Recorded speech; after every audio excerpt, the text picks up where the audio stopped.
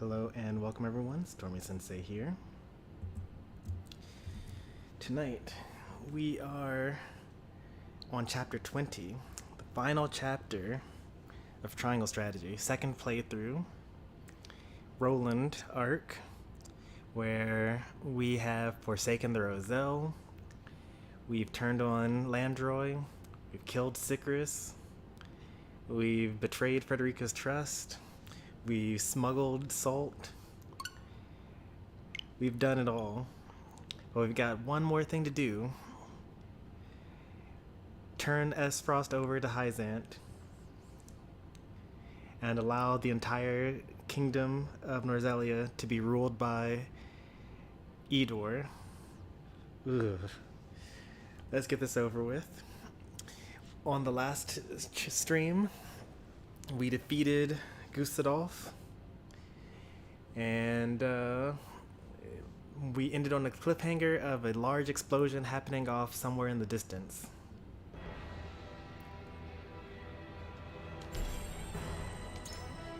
Hey there, Chomper. Ready for the grand finale of the evil playthrough? You can finally be done being evil. Disgusting. Yes, very.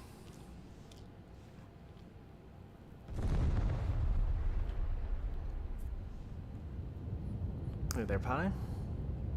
Oh my.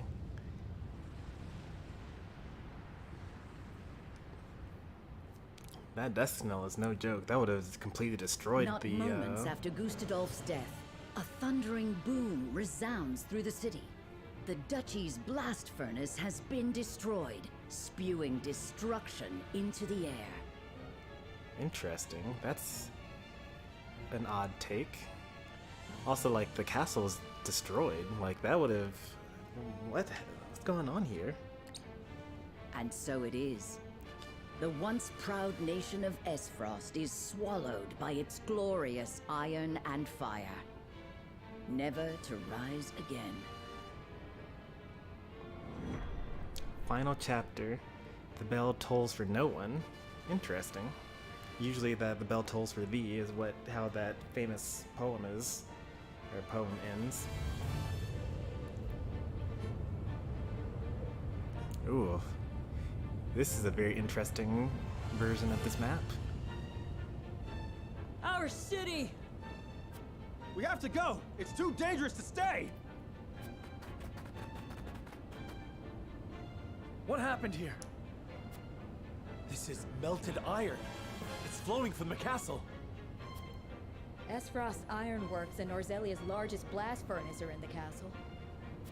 The furnace must have been badly damaged.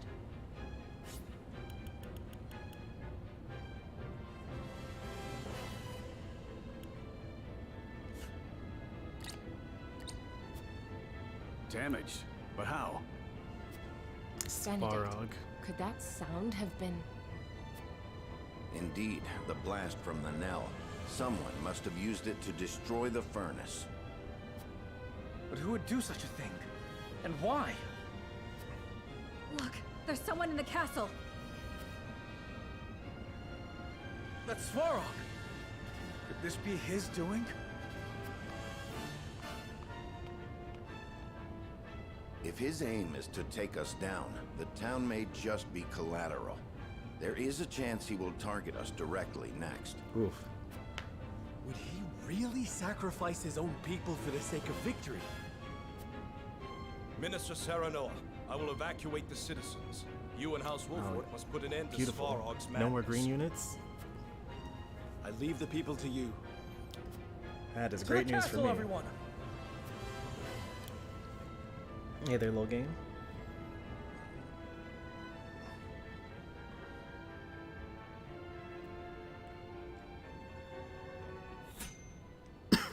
Immediately right into battle again, huh?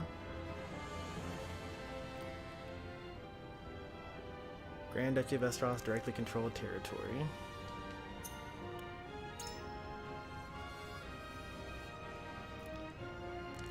There's like no exploration, no like little side story bits. Alright, nothing else left in here. Good to know. Any restocks? Nope, no restocks.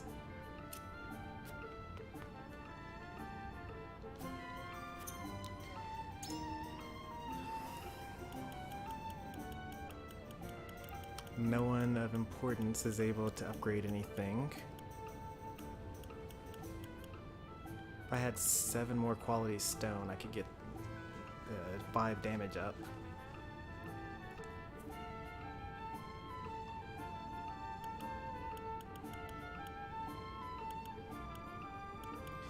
Decimal actually put in a lot of work last chapter. Just because he was able to hit the enemies while the enemies weren't able to hit him.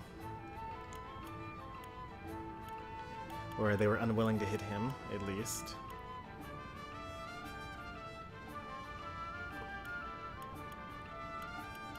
I can't get anything superior, so none of that matters. This doesn't matter because Quahog doesn't actually do damage ever. It might be interesting to use Giovanna on the final episode, just because she deals fire damage by standing on molten lava, or molten iron, I should say. Unfortunately, I don't have Frederica to give her a fire shield, so she would just take damage from it.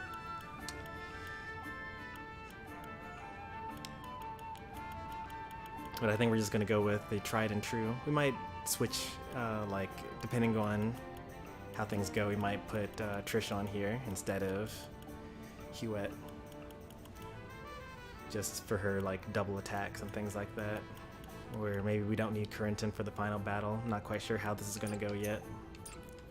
Either way, we don't really have enough to really do anything in the encampment, so let's just hop to it. Molten iron flows through the streets of Esfrost. It is up to House Wolford to put a stop to Svarog's madness. I mean, Gustave is already dead, so like he doesn't have anything else to avenge or to what's it called?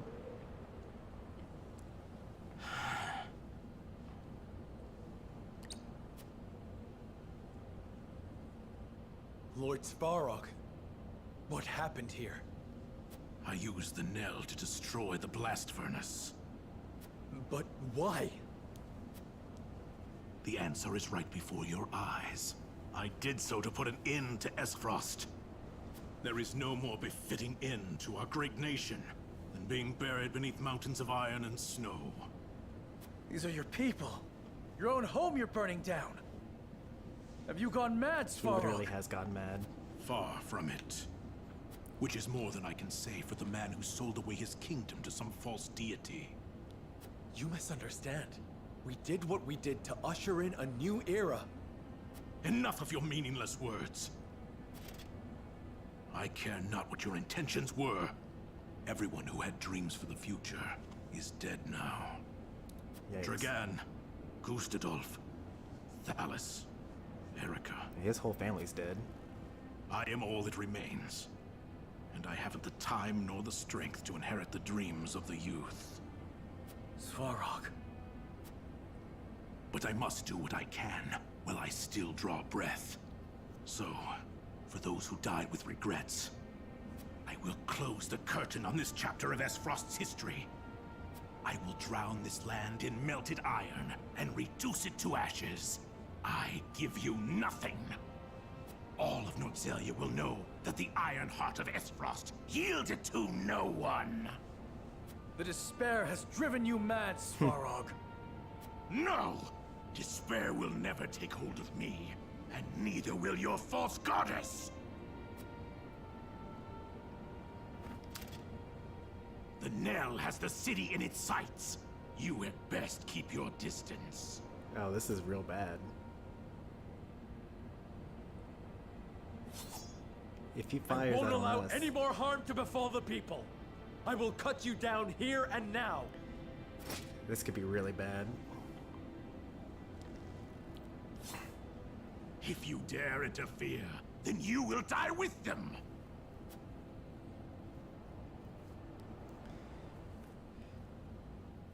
I mean, story-wise, this is great and all, right? but IRL, wouldn't you just like walk away at this point?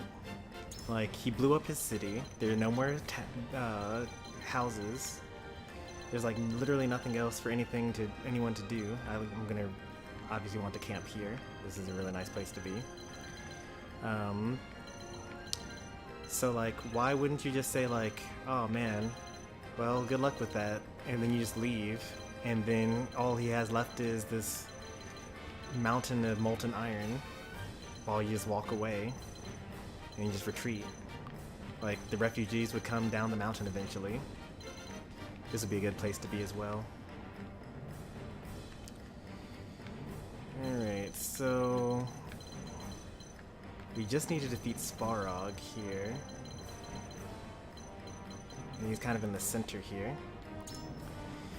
Sparog has over 1,000 HP apparently, because he's got the question mark stuff. He's fireproof, so I can't cheese him by pushing him into the molten iron. It would have been nice to be able to do that. He resists temptation and instant death, but he does not resist fury, so I can fury him. He's not immune to knockback either. Eruption, deal fire physical damage to all enemies within range, so that's a 3-block radius, so that's like 1, 2, 3. So all these squares.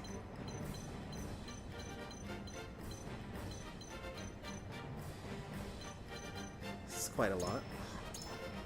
And then what else? And set even non-flammable squares ablaze. Very interesting. Knockback, deal physical damage and knock damage to an enemy, knock them back 5 squares. So it takes a lot of TP for him to do all of this. So if we just kind of delay his turn and steal his TP, Yulio can help out with that. Not too bad. Alright, let's see what else we got here. Am I going to stream the tournament sets after the Triangle Strategy finale? No, I'm going to do that on Wednesday. Wednesday, when I get home, I will stream all of the tournament sets from this weekend. Hey there, Mr. Puffy. Hey there, Demon. Alright, as usual, the main threats here are the battle mages. Because if we can kill the battle mages, then Eridor can just never die ever. Are these physical damage? How can I tell if this is physical damage or not? Yeah, physical fire damage. So is there only one battle mage?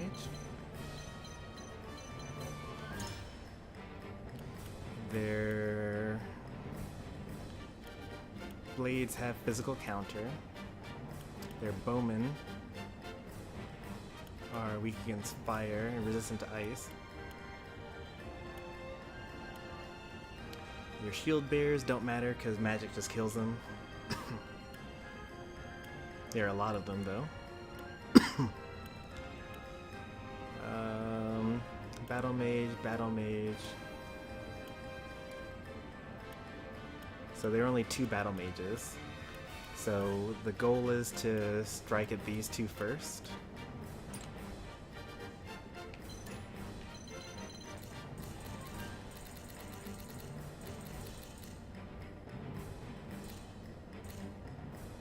So that's one back there. Okay. And they have a range of plus or minus 10. So once again, if we get up to this position, and even better up to this position, then we're in a really good spot here.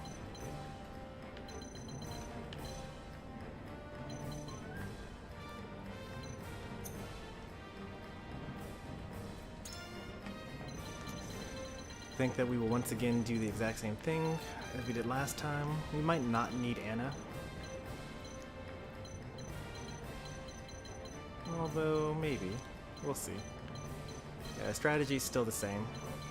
I think that Decimal will stay down here. Oh, I actually don't have room for Decimal. I'm only allowed to have 10 units in here. Oh wait, I do have room for Decimal. Who do I not have that's currently good? Izana can put out the fires with her Storm.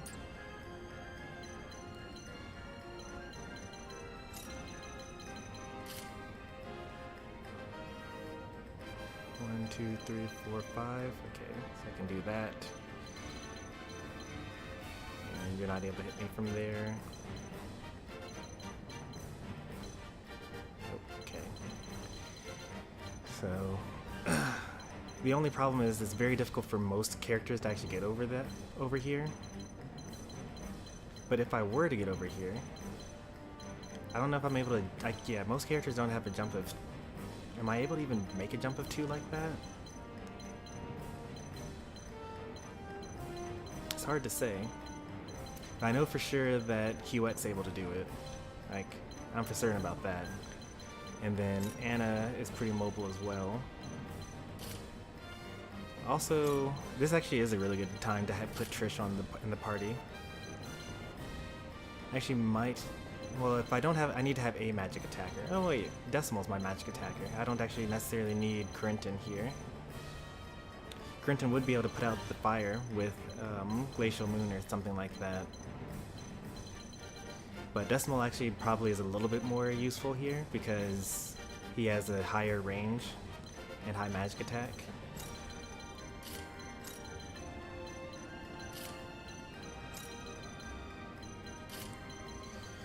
So let's not use Corinton, and let's use I've been waiting Trish, for this. because Trish has the leap ability, so she's able to like move really well.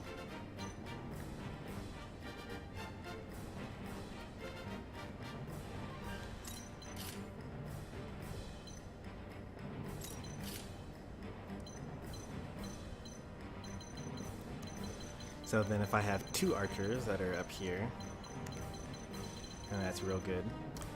He actually doesn't have that much going for him. I just need to like keep him at bay with traps as usual. But he's fireproof, so he's able to just basically walk wherever he wants to. Molten Iron, that sounds intense. It is very intense. There's a lot going on here.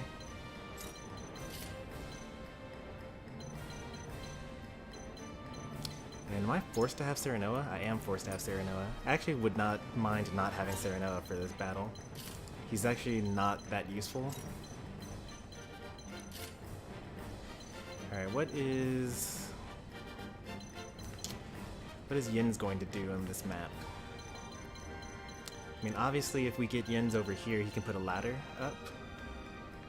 And up here. To get people to safety. And then we can actually just do the exact same thing we did last battle, where we ended the battle up here.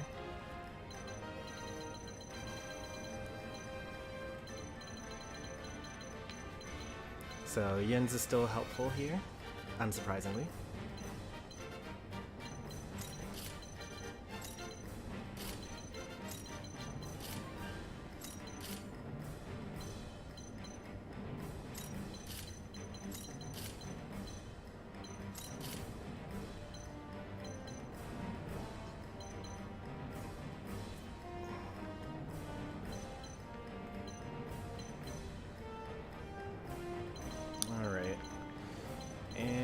I think that I'm good. I've got 10 out of 10.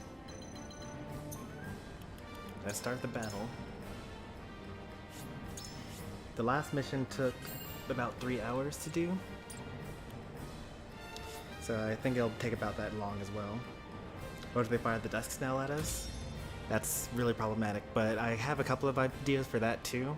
I have Stop Time with Quahog, and I also have Anna that can sneak into enemy lines.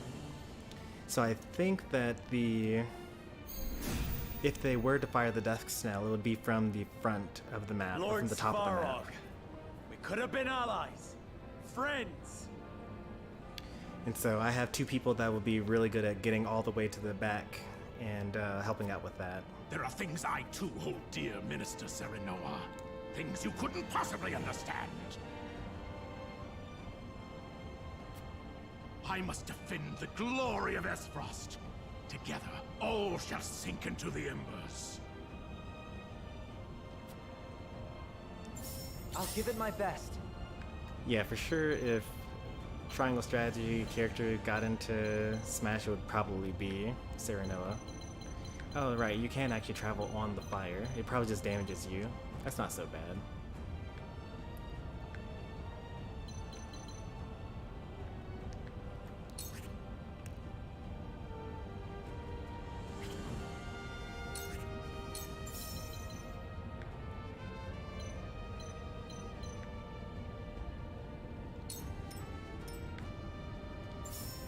Let's see, let's think about this. Because I think that once I start putting units around here, these guys are going to try to come in this direction.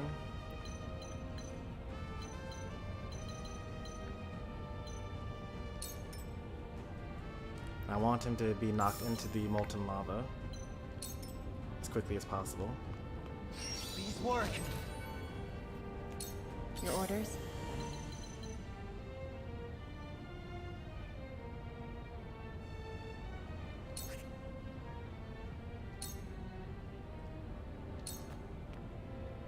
I can't lose.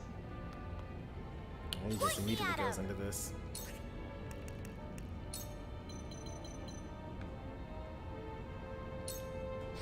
Let's make trouble.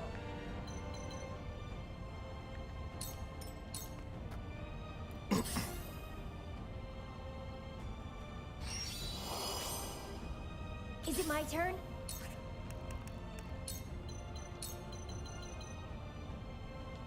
Be gone!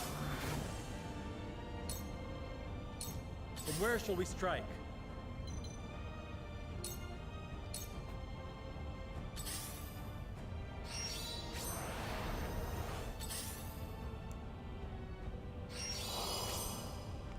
Here I come.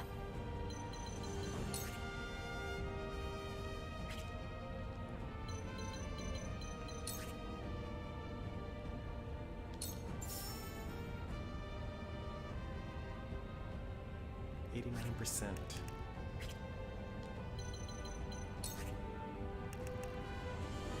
%.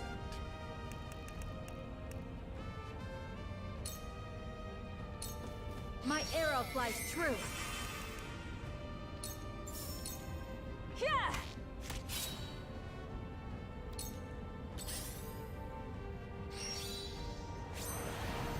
I'll take it from here. We can do this. I shall make every effort. Oh no, he's gonna have to get on the lava a little bit. Let's see what it does. Okay, 60 damage, not that bad.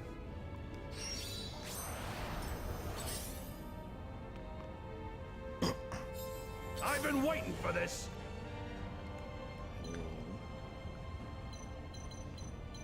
I'm okay with that. If this guy wants to come over here, then Eridor will more than be able to take him on. In fact, I'll probably be able to get him to sit in the molten lava.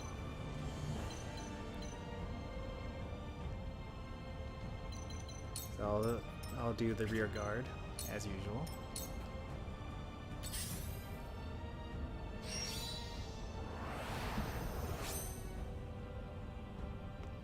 Cool heads shall prevail. This guy's gonna be able to come down here too.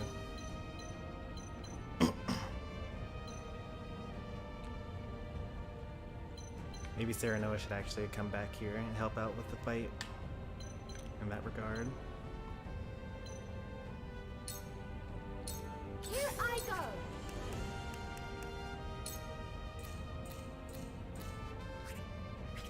I should be able to do better than that.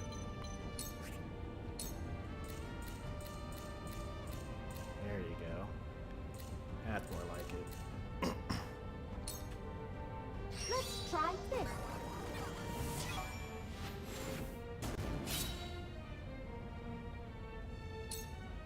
Decimal is so broken. Like, the bigger the map and the more disadvantage we have, the better he becomes.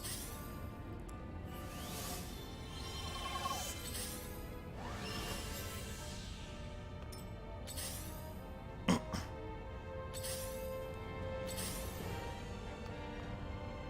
must remain calm.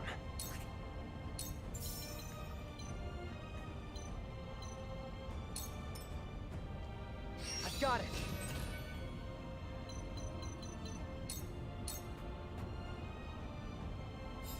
I can't lose.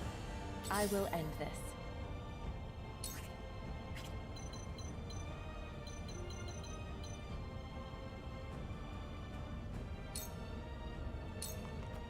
I'll try my best.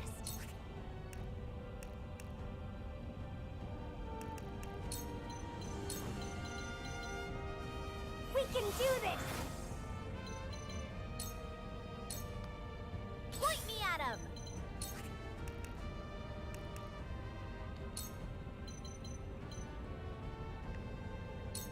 All right, enough! From where shall we strike?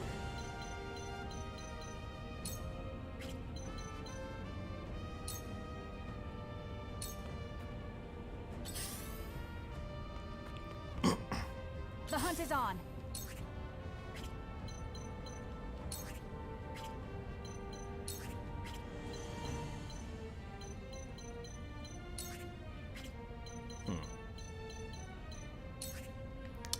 If Trish had been not there, then it would have been better. That's okay. My target is this guy here. We want to kill this battle mage because, as I mentioned before, the battle mages are the only threats. Everyone else I'm not really that worried about.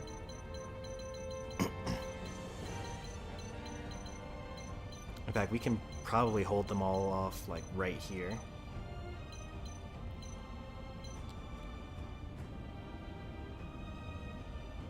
It is a little annoying that this guy is a lance unit, but I'm actually going to push him off this way next turn with a spring trap, because I can stand here, and then in order to attack me he has to get to this square, and he's not going to want to attack Decimal from these squares, most likely. So I actually need to have Yulio come here and donate all of his TP to Decimal so he can keep on using his spells. And then I need to eventually move Decimal, like, here. Yep, that's the plan, Cool, cool. That's okay. I'll just stay here and do nothing. Whatever it takes.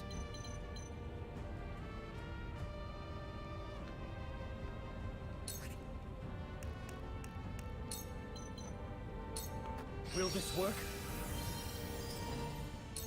I shall do what I can.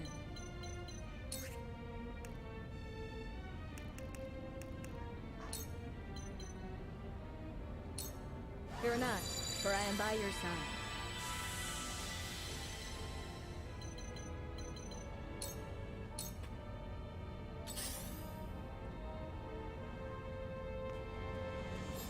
I'll handle this.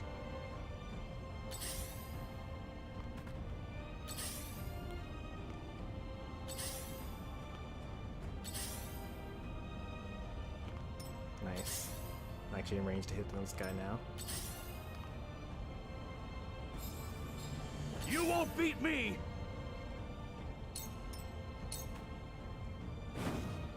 Nice. Oh, he's running back to the healer.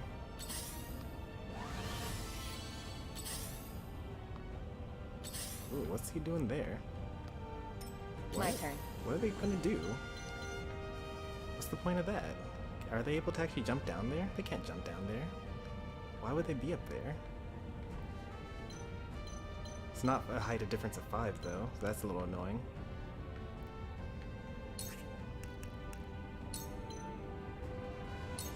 Too easy.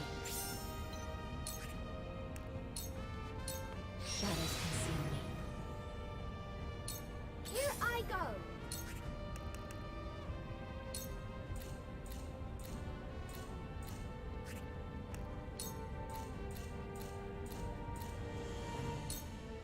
I have a solution.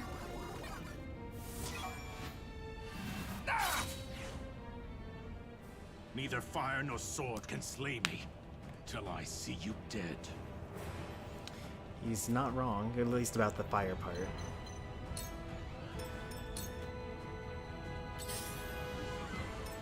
I must remain calm.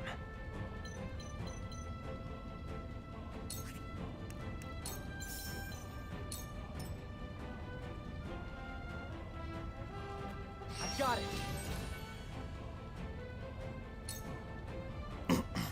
I can't lose. Here goes. Archer able to hit me? That's unfortunate. Forward.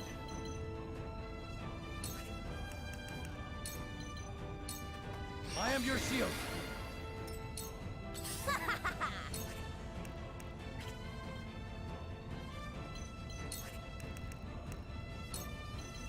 Nope, I can't leap up there. Okay.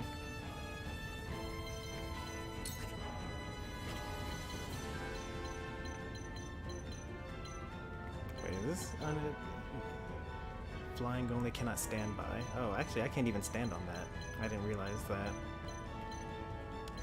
Oh, this one over here. Nope, I can stand on that. Okay. Well, that's awkward.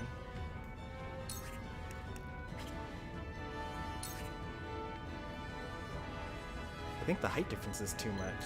15 to 11? No, that's not the reason. It's just literally height. Oh, come on, Trish.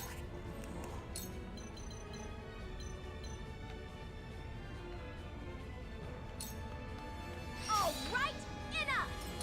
The hunt is on. Had such high hopes for you.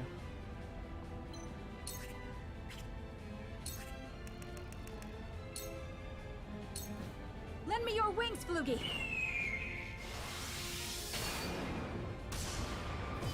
This battle is won. That was a lot of damage. I'll take it from here.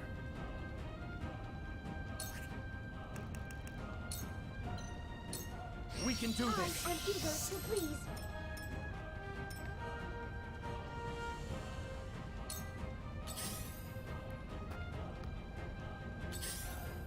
There's so many of them. At least their HP is divisible by 4 again. Oh, he actually stood on the lava? I was not expecting that. No.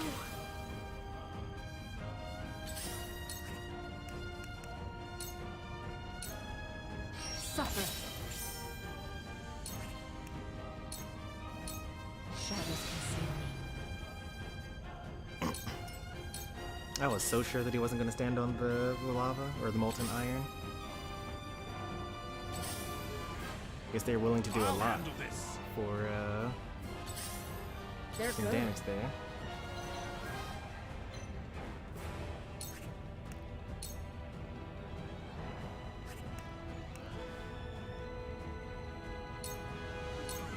Allow me. Come at me.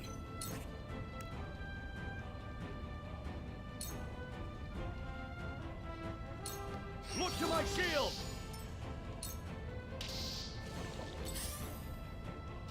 Me too.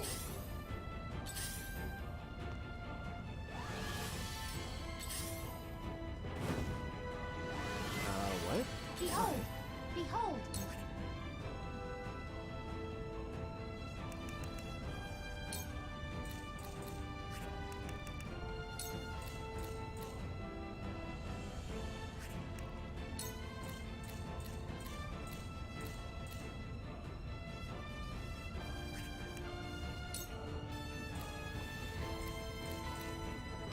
Healer. Just, well, this one has 2 blades that I hurt here. Commencing calculations.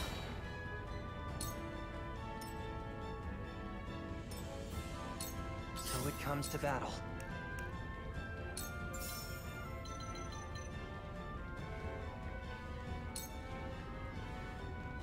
This is my way of doing things.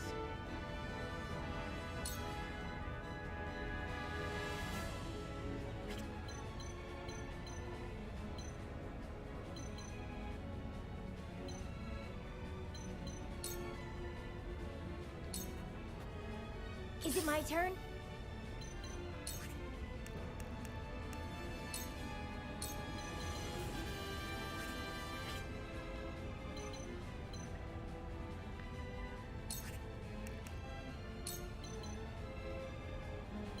Is it worth? No, I don't really think so.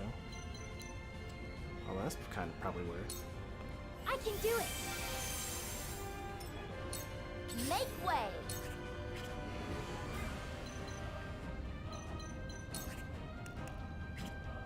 It's so sad. She needs just more range.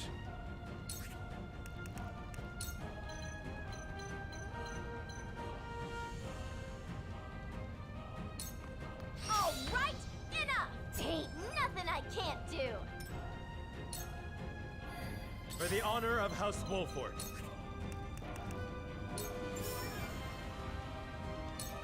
Now I end this. I can't lose.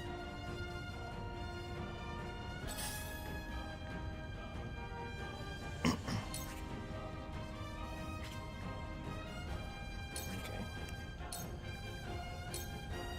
You won't escape. Too easy. Whatever it takes. Look at Anna putting in work. We can do this. I'm eager, so please. I mean, honestly, this actually wouldn't be that terrible of a map for Medina. Just so that I could have another person feeding Decimal TP every turn. So the Decimal can, like, always have the ability to hit multiple people. Well, assuming that the math turns out right. Like, this is divisible by 4. That's not divisible by anything. That's not divisible by anything either. That one's divisible by 3.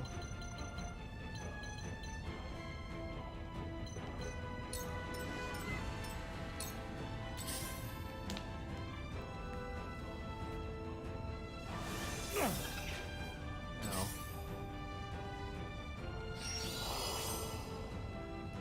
Please go forward. Oh man, that's rough. It's double rough.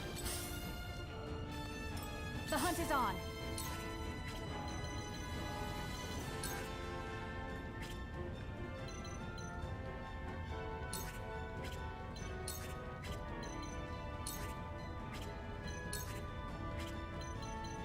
This is not working out the way I wanted it to.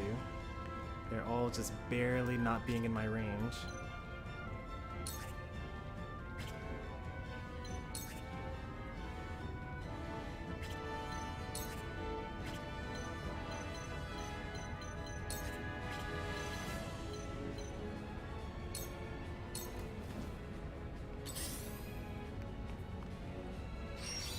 God, me too! Sereno's gonna need some help. We're all gonna need a little bit of help.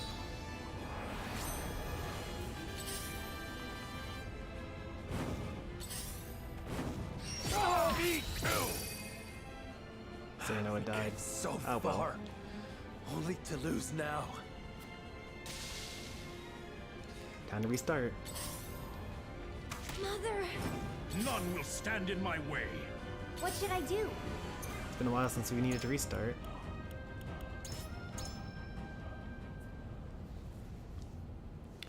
But the old strategy that we had doesn't work, so we needed to do that anyway.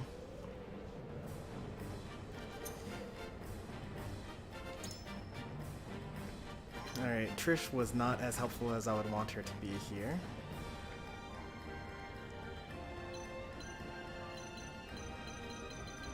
We actually need Eridor to be this far up.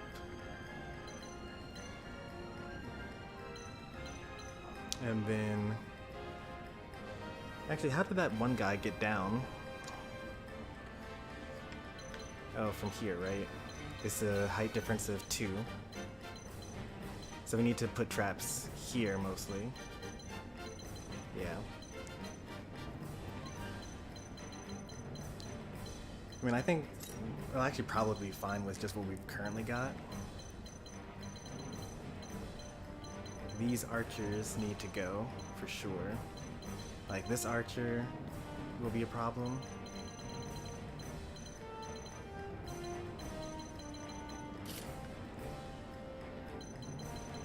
How am I going to get them? If instead of Trish, I had Archibald?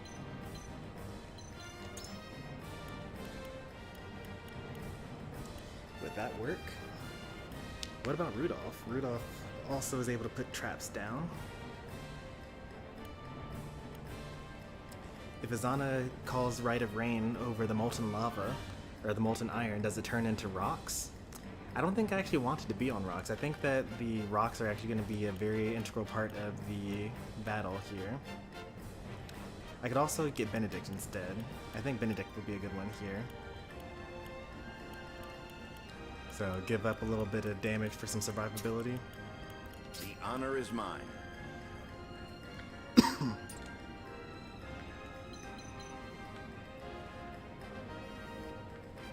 And then it's difficult to say whether Huette's even useful here if she can't actually get up here. But what if I went this way instead?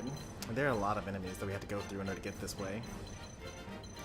Like a lot of them.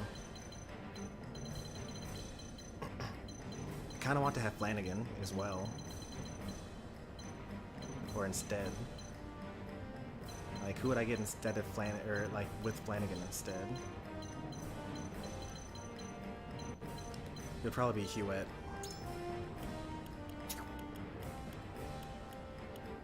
My shield is impregnable. So if we were to put Flanagan here to get the vanguard, we could put Eridor in the rear guard, have a healer in between the two of them, and for support, Decimal to kill things, Benedict needs to be here as well. I wish that I had Unite under Conviction's banner on Serenoa, but I don't. I just got to live with that build decision that I have. At least now I know that the enemies will not go this way. In fact, that makes sense, or they wouldn't go that way. They would only go in this direction. So I think that most of my damage is going to come from molten lava or molten iron.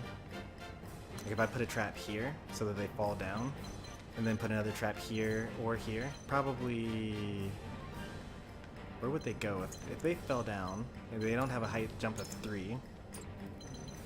What's the least number of steps it would take to get out of the fire? They can't go that way, really. They could go this way. That would be a way to do it. They could go this way. That would be 1, 2, 3 steps to get there. But also with the movement of 5, I don't know if they'd be able to. 3, 4.2. 4.2, so it's still the same either way.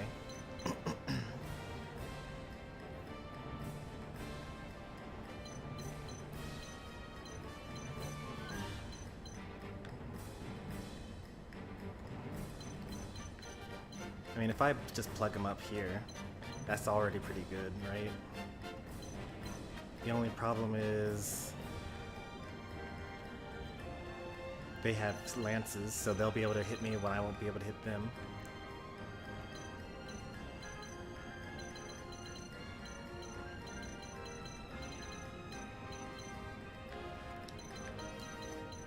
But I think Eridor and Yen's together should be able to take on these guys.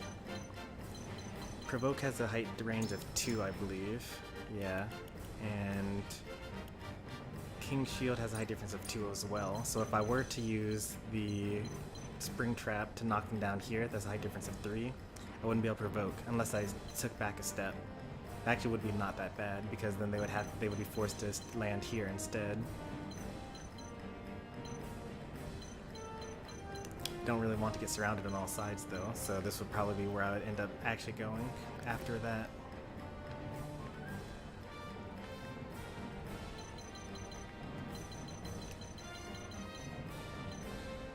Alright, attempt number 2.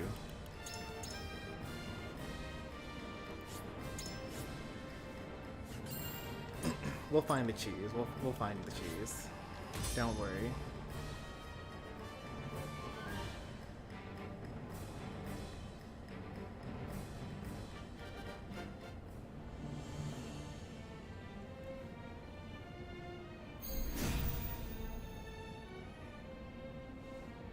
Lord Svarog. We could have been up. There are things I too hold. I must defend the... I'll give it my best.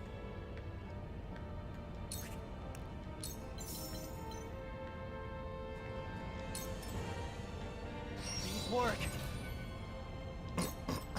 My turn. Spread some haste next time as well. That'll be good. None will stand in my way.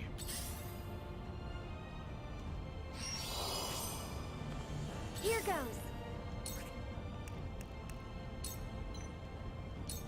Let me help. Now this is something. For the honor of House Wolford.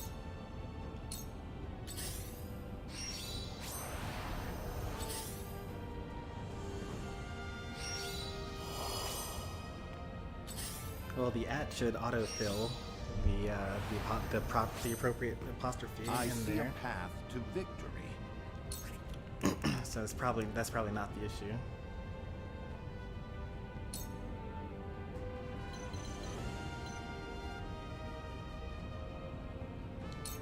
This must work.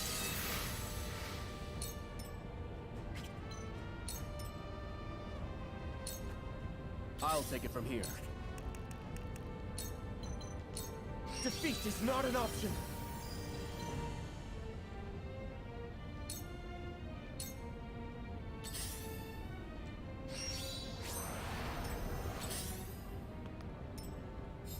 I've been waiting for this.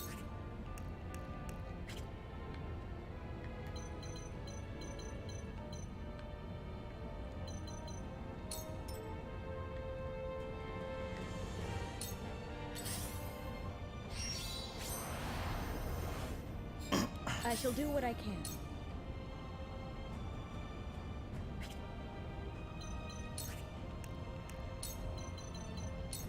Victory goes to the swift. Appreciated. Decimal. Taking off.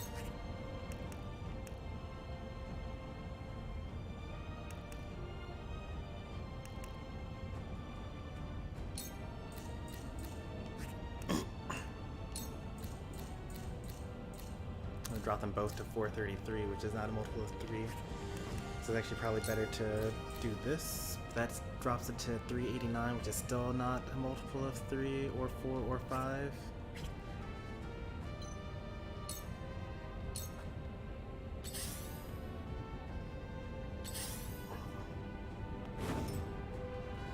I must remain calm.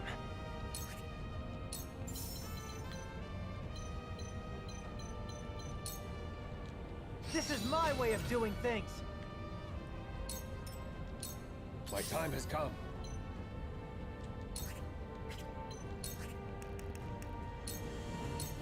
It'll take more than that. My work bears fruit.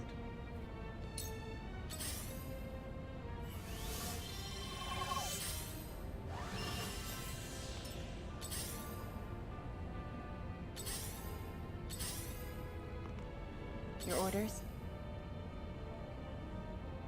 Oh, I messed up the invincibility shield again.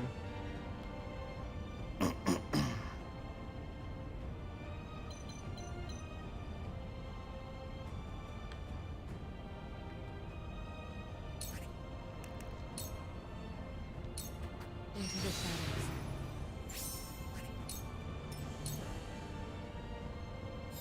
I'll handle this. Forward. I'll try my best. Whatever it takes.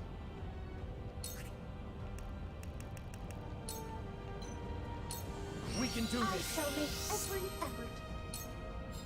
It's time. Ooh, okay. It's pretty speedy. I like that.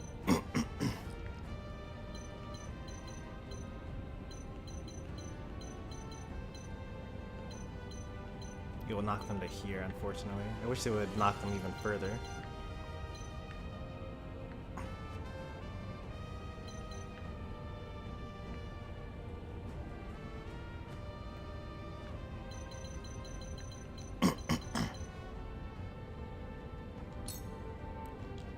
I've got it.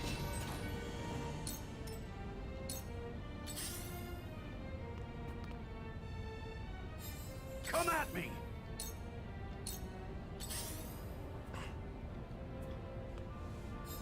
I can't lose!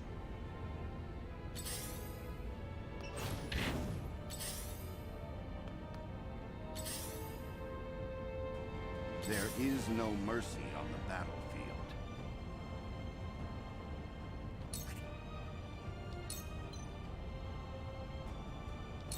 This must work. I'm so inefficient with my dragon shields. That's okay. For the future of Phil House Hog gets Wolford. to replenish them anyway.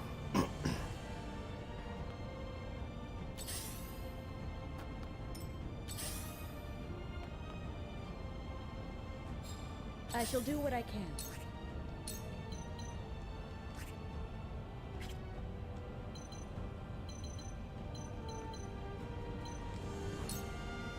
Decimal. Taking off.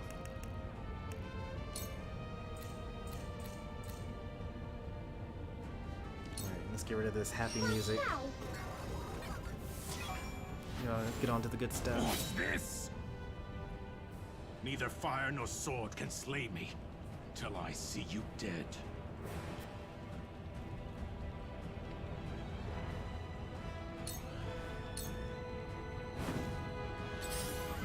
He's gonna retreat, right?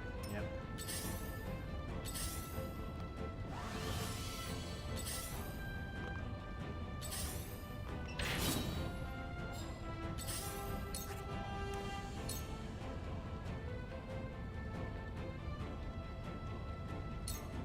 This'll hurt. Suffer.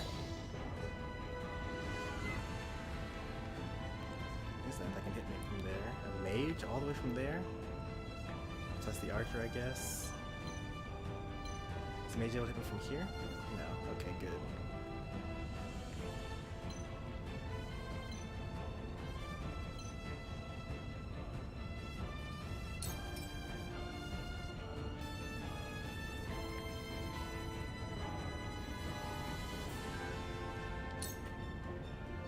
Are you in need? On guard!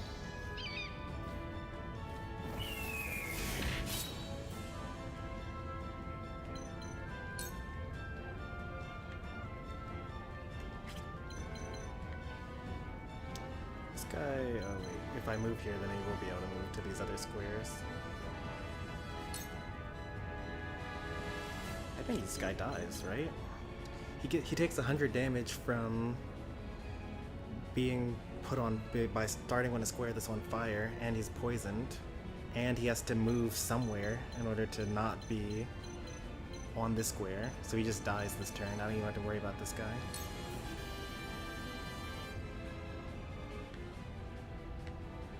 Unfortunately, he dies after this guy does.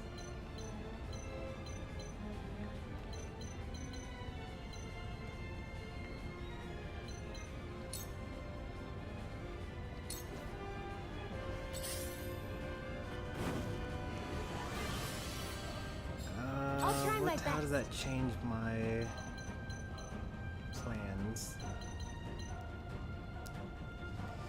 He takes 100 from the thing, he's at 180, he takes 60 in order to move one square, and then okay, yeah, he's going to be mostly fine. So Jens is going to have to do something to not make him not be fine.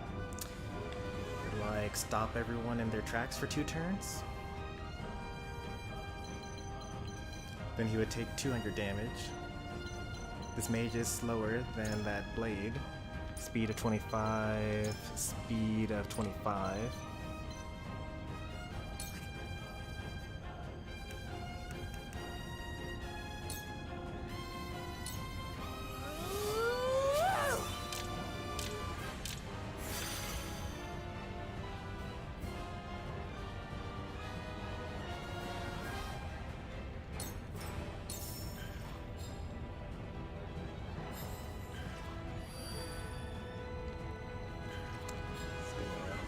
Wait all this out.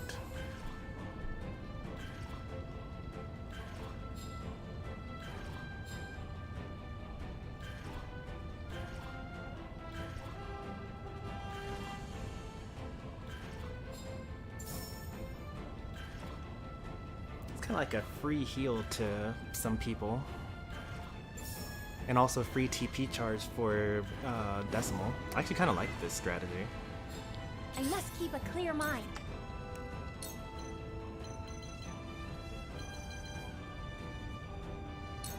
Let me help.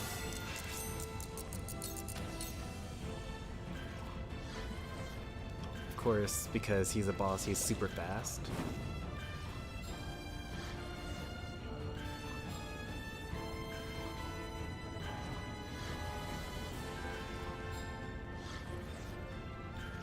Alright, we get to go first, which I'll is nice. handle this. I must I keep get a like clear a really mind. fast turn here. So you take 130 damage.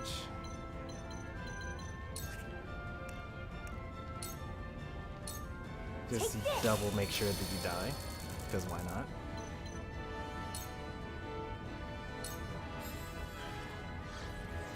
Eridor also heals like 100 points by doing that.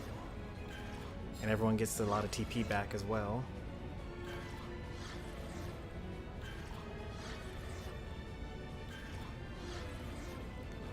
I wonder who's the strongest in Fire Emblem series. I don't think they have units like this. Like Quahog is his own little beast.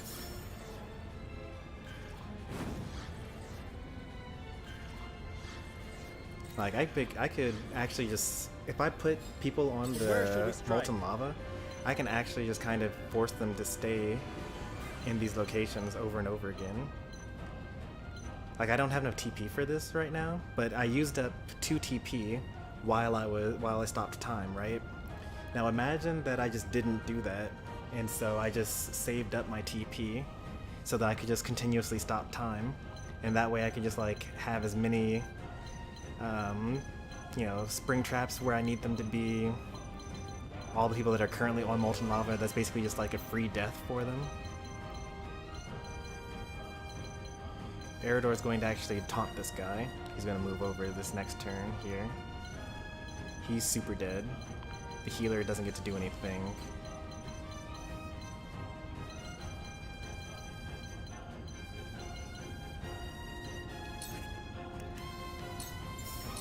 Death from above!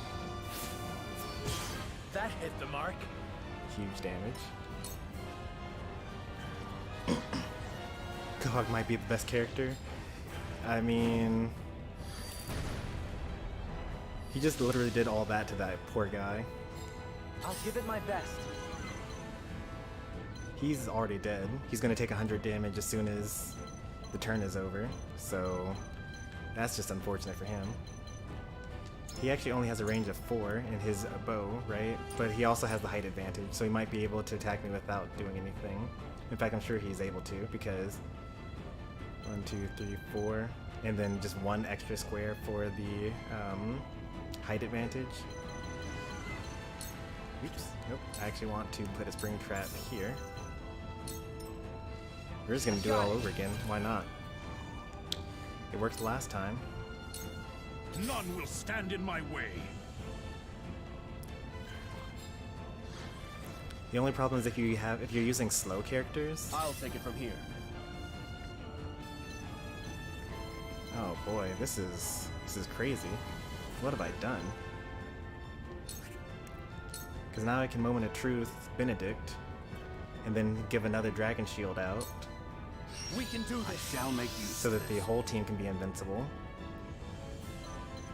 But then like Decimal gets to so Moment of Truth Benedict, he gets to give another Dragon Shield. That's fine, right? Decimal gets to use 2 turns of height difference +5. And then after that, I just use Quahog to stop time again.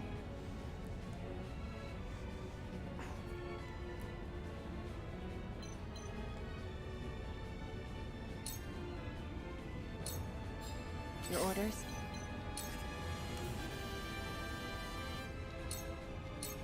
Suffer. Into the shadows. Here goes. What are you able to do? from here. Where can you go? Like, are you gonna try to go forward? You're probably gonna try to retreat. If I put a spring trap where you want to retreat to, and like push you, let's say, yeah, because that's a height difference of, he only has a jump of 2, so he's able to go up this way or forward. Those are the only things he can do. If he steps forward, he obviously dies, right? But if he doesn't step forward, then he tries to retreat because he knows that there's someone there.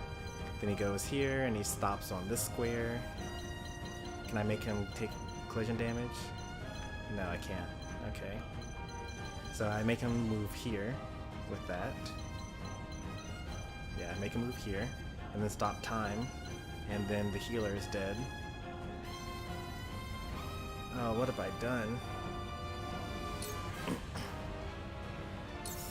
I'll handle this. I see a path to victory.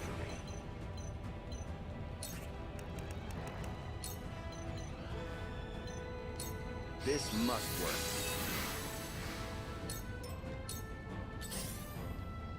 Now he gets to attack us. Oh, but he chose not to. Okay. I must remain calm.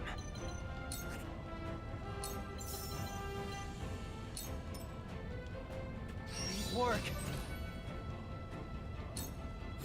I've been waiting for this.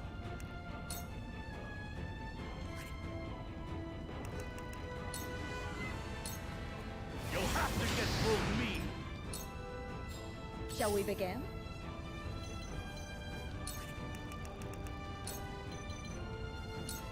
Fear not, for I am by your side.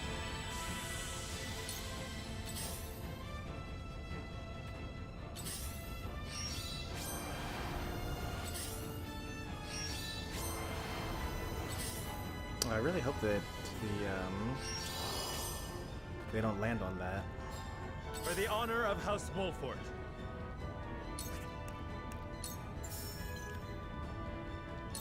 Now I end this. 96% chance to hit.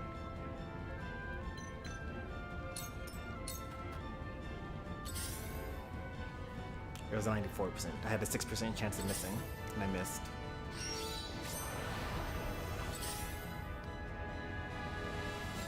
Decimal. Taking off.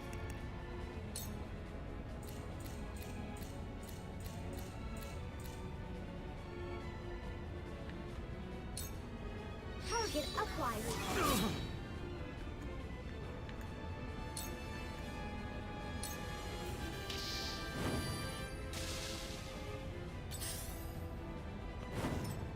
Oh no, they're all gonna die. Oh no, they're all gonna die. Oh, how awful.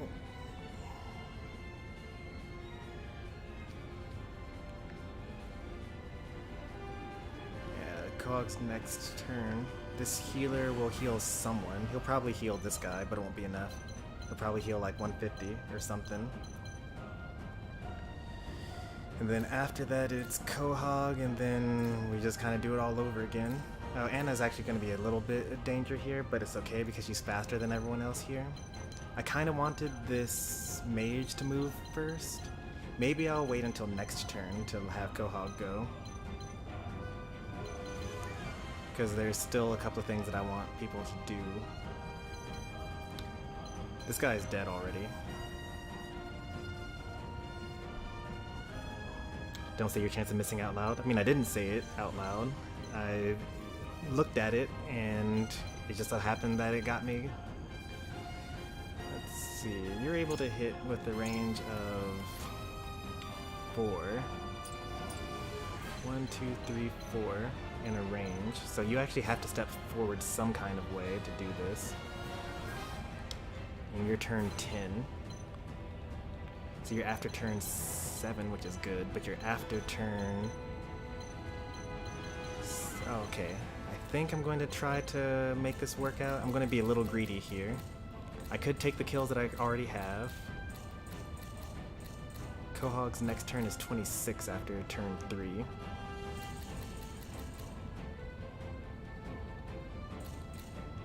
I'm sure my greed will play out. It'll be fine. Alright, so you actually want to inheritor to Benedict so that he can do now when he wants to. Oh, they're standing on the fire. I must keep a clear mind. Oh, it's so good. If I just stop time right now, I'll kill this one. No, I won't kill this one, actually. Well, I will kill this one because he'll take 3 turns on the fire. 2 while frozen, and then 1 after he takes his turn while being unfrozen.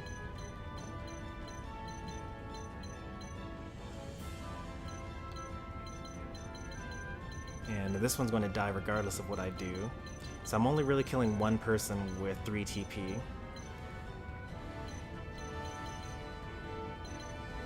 And I might be able to just instantly kill this guy just by doing enough damage. What's Anna's next turn after this? After turn 20, her next turn is turn 23, which puts her after all these crazy things. Like, this is kind of the thing I'm mostly worried about.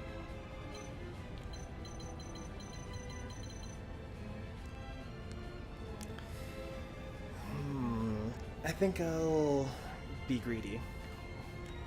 I know, surprise. No one saw this coming. Oh wait, I'm silly actually. He's not going to run away, he's going to heal himself in place. I actually have to stop time here.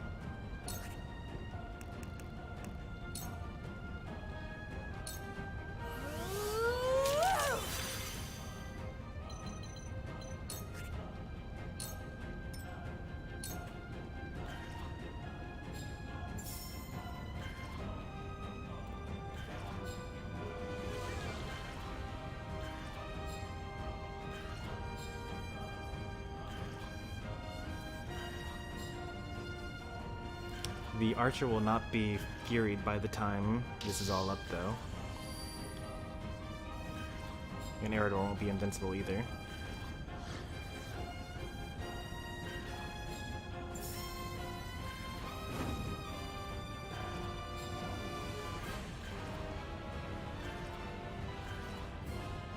Wait, why was Svarog not stopped there? Is he only allowed to be stopped 1 time? Or was he still stopped from before? Is it my turn? Oh, interesting. She actually already gets her turn back. Why does she already get her turn back?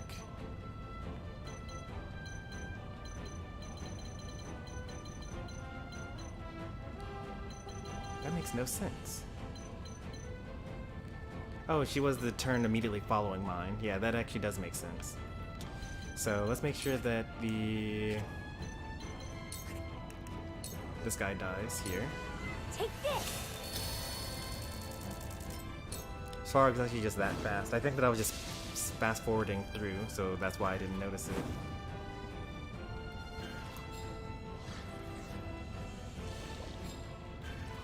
Oh wait, actually I do think that some of them were actually slow enough that they just didn't get stopped twice. Like Flanagan actually only had 1 turn of stop, I think. No, I just fast forwarded, that's what it was.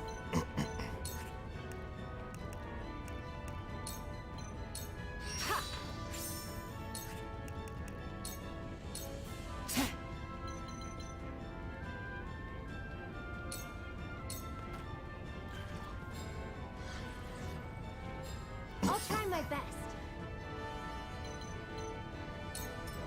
Alright, back to my position. Somehow that I needed to go through the lava for that, so I'm no longer invincible.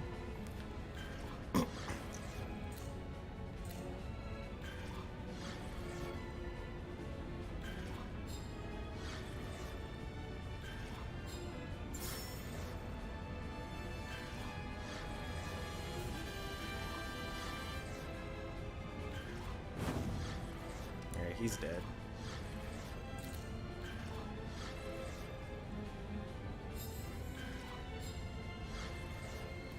None will stand in my way.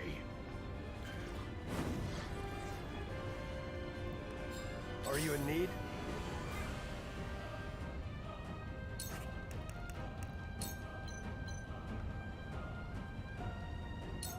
I won't stand for it! Oh, physical counter. Whoops. Alright, I'm just messing up all over the place here.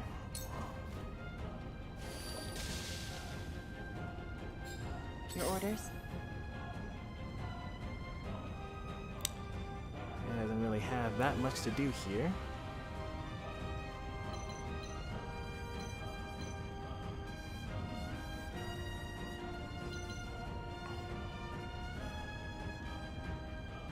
Where would you go?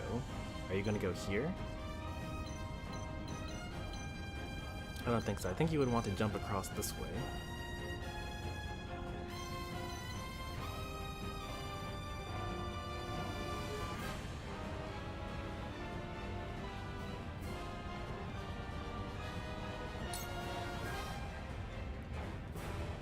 That mage is really bothersome, but he's turn 8. So I'm mostly not that worried. Here goes. I'm gonna save that. Defeat is not an option. This archer is definitely gonna attack Jeeler or something like that.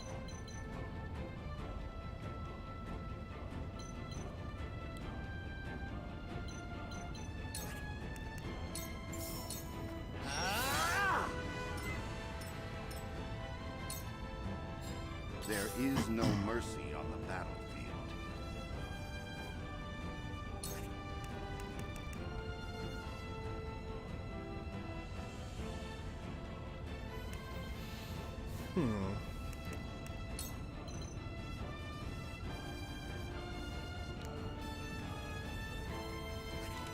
Well, I could go for a 2 full turn onto Yulio, which would give 2 points there, or I could put a 2 full turn onto Yens. I think 2 full turns on We Yens make is it what up I want to here. do here, because I actually want to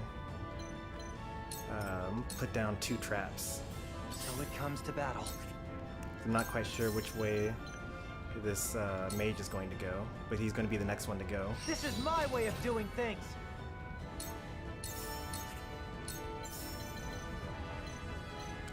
But no matter which way he goes, that's unfortunately not actually going to put him in danger, really. I can put him this way, though. That's kind of danger.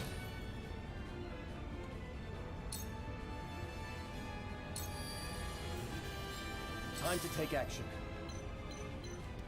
This one doesn't need the TP, but he might need the magic attack up.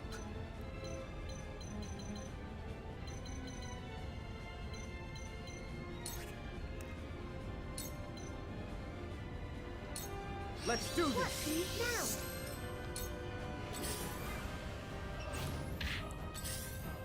Which way did he take? Oh, he took, yep, that was the one I was worried about. Yep. Here I go.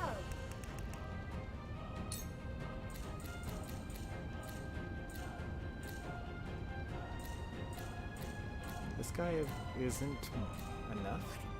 I'm not far over enough. I need to get over by 1. There we go. Go ahead and pick up that kill. Ow.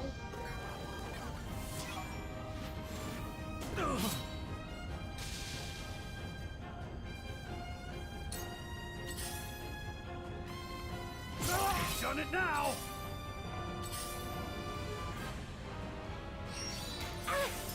Let me That hurt a heal lot. your wounds.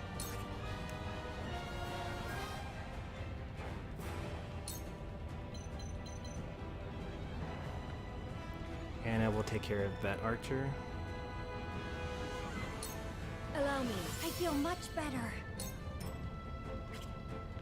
Both of these units actually have auto revive, so it's like, whatever.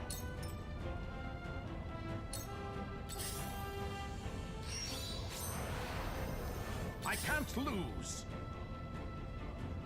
He's kind of losing.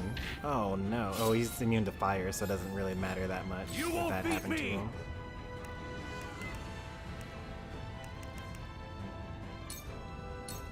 Come and get me! Huh. Well, Time to work.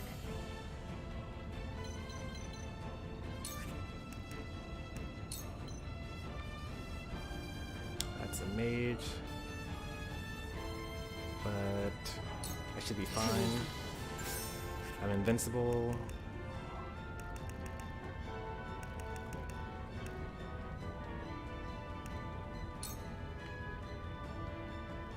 Oh, turn 4, unfortunately. If I was like a little bit different there. Do I need to take care of the archer? Oh, it's too late. I've already made that choice that I'm taking care of the archer.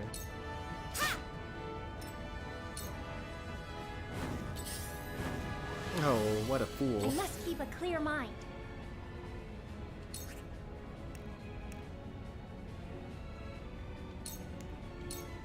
Stop!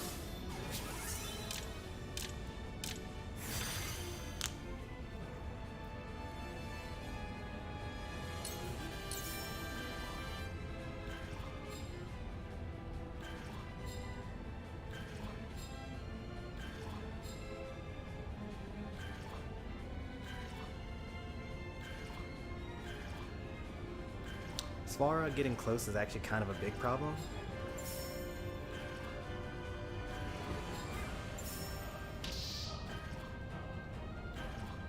I must keep a clear mind.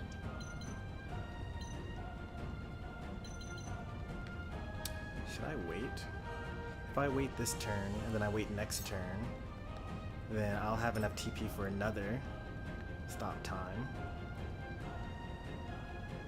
So for the most part, I should just have free turns.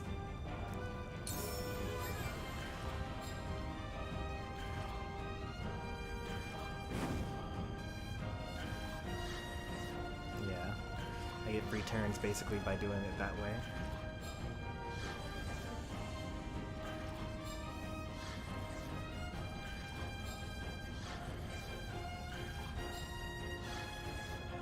I must keep a clear mind. Turn 19, which is actually perfect because Yulio gets to go right before I do.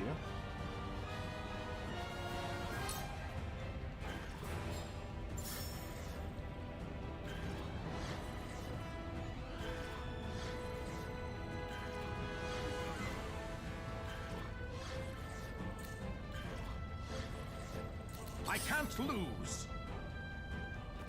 Oh, that is also a problem. Why has it come to this, Lord Svarog? You have memories with your son here. Alright, I won't be able to just get free turns because Svarog is really fast.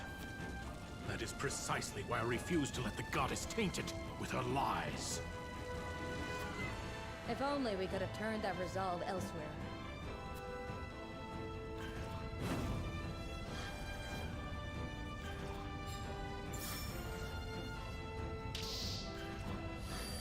He's not immune to Fury, though. So we could make him spend his turns mostly attacking us. Forward! She'll be fine. But should I heal her anyway? Even though she'll be fine? This archer will attack her, for sure. Going over there is going to break my invincibility bubble.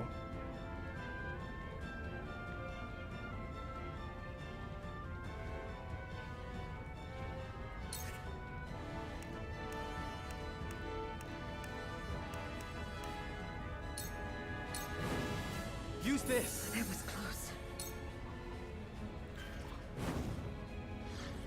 That character's dead, right? Whatever Or are it they? takes. Yes, they're actually dead. Okay, that's cool. We're actually making pretty good progress here. I think Anna will kill...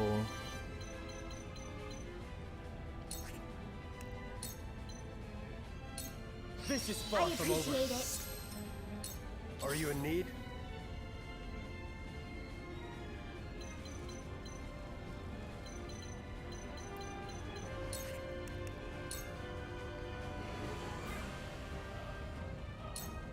Out of my way! Well, that's unfortunate.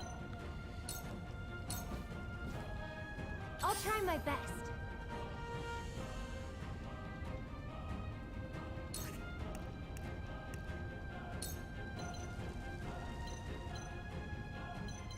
Turn 9.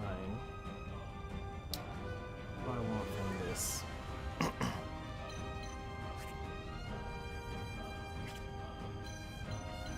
If only Anna were a little bit faster, then she could get some of these hits in.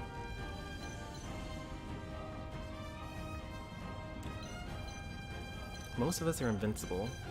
The only ones I'm a little worried about are obviously Gila. Also, he's going to probably do a lot of damage. He's going to just walk up to her and smack her for a lot of damage as well. And then the archer and then the mage. Yeah, this might actually not be good, but I do have yens. Yeah, I have yens. 1, 2, 3, 4. Nope. 1, 2, 3. He'll move back to the square. I can do a little bit of collision damage if I hit him here. Oh, actually, that's definitely what I want to do, because if he moves there, then Eridor can taunt him.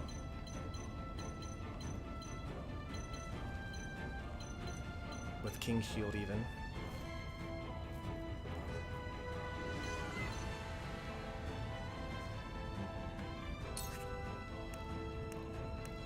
I could turn back time one to someone as well. Like, Gila could be at full health right now.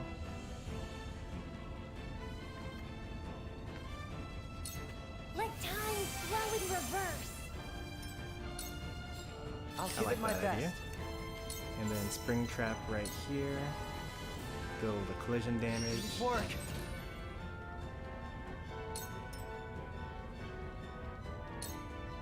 Oh, I can use I now. will end this. Oh, that's great. I love that plan, actually.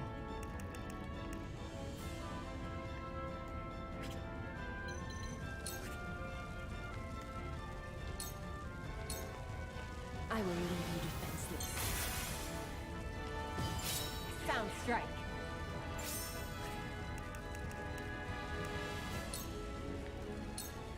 You won't. Victory is within reach. I see a path Oh, to that's victory. beautiful.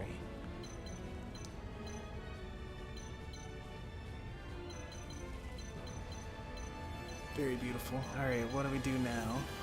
Probably use... let's see. He didn't get poisoned by that turn, so you don't get to do that.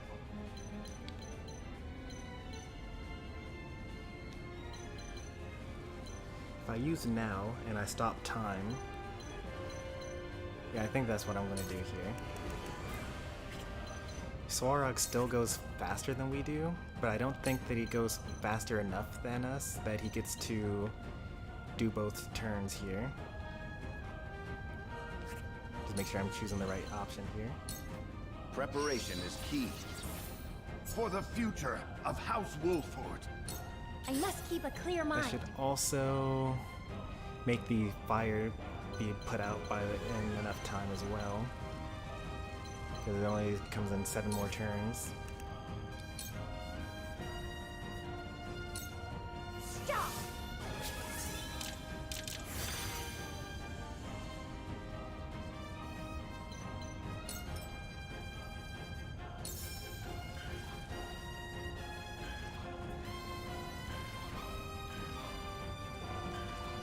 Unfortunately, Decimal didn't actually get a turn in all of that.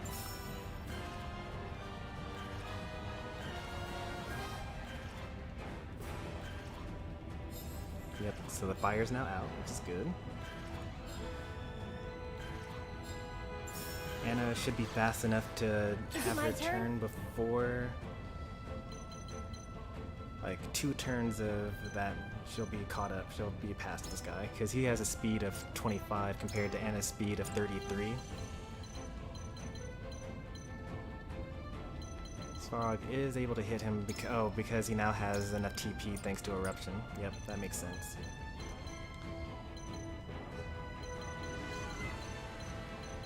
But is he able to attack? Where is he able to go? He's able to hit as far as his name, Flanagan, but it's physical damage, so I'm not that worried about it. He actually has really high physical defense, 66. It's about up there with Eridor. Gila would be the one that I would be concerned about. So what I'm going to do with my free turn is I'm going to, in due course, on the bowman here. Take this! This guy's dead. Yep. And Flanagan gets to actually heal up completely as well, which is nice. I'll handle this. He steps forward, gets hit by some collision damage. I envy your father, Minister Serenoa. His son lives on to carry out his legacy. What would Lord Dragan think of this if he were still alive? Why would you bring ruin upon yourself like this? The goddess's history will dishonor Esfrost and falsify the path we walked. I would rather end it all here by my own hand than endure her lies. Why don't you understand that this is a beginning and not an end?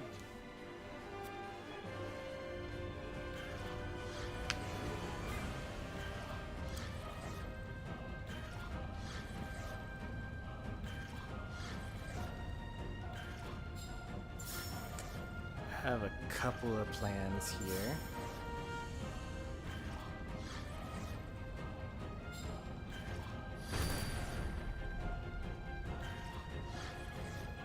I'll try my best.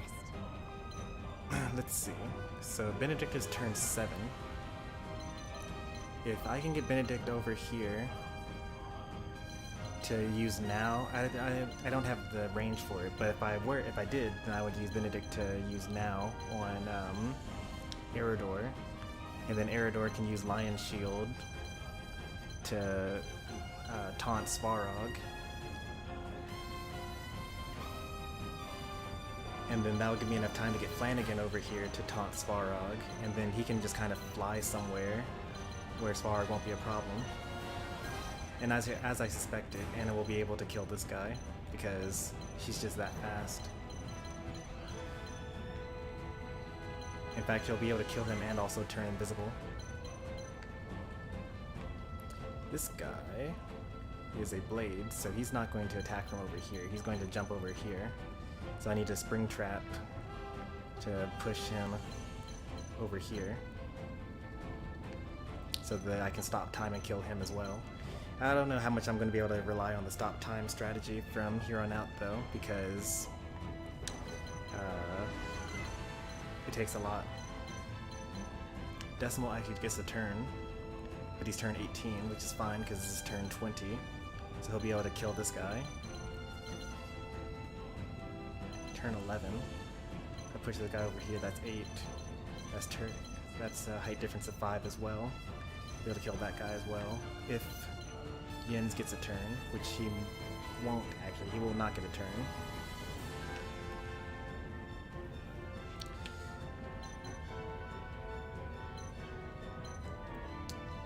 Benedict actually does not get a turn either because he actually is currently stopped right now.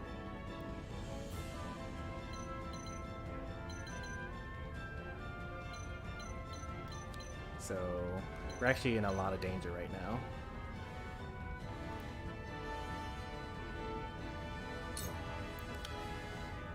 But whoever he hurts a lot, I'll be able to turn back time on them at least, because I'll be turn 9 after this. He just needs to not kill multiple people.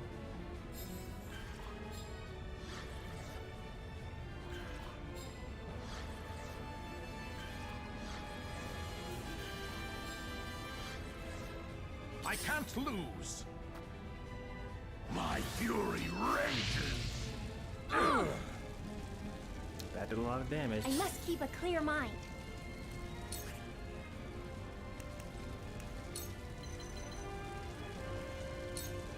Come on, Quahog!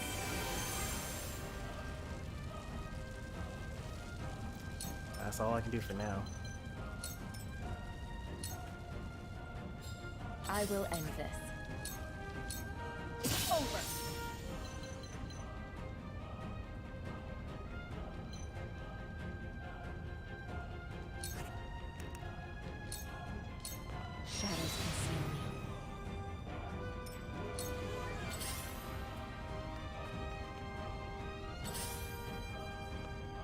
What? Why would you go there? There's no reason for you to do that.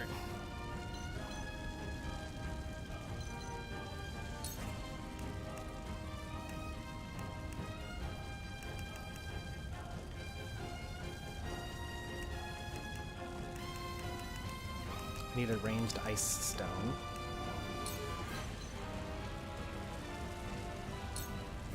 Not so fast. What's this?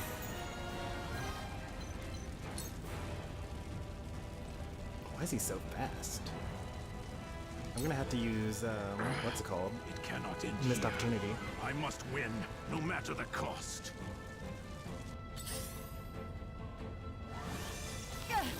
No, my invincibility.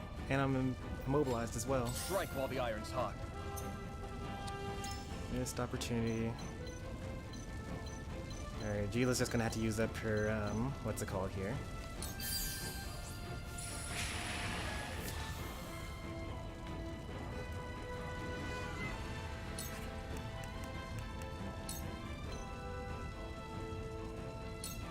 Will this work?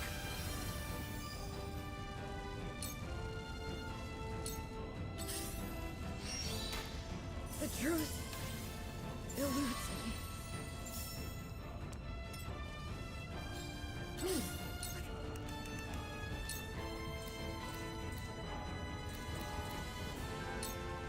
Let's try this.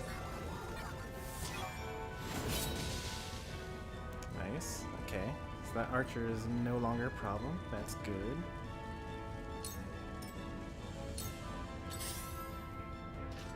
Me too! I shall do what I can. Alright, guy will literally never kill me.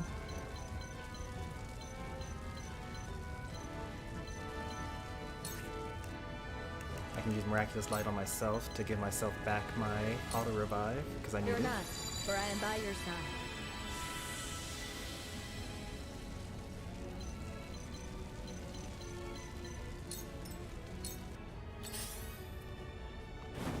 This can't be!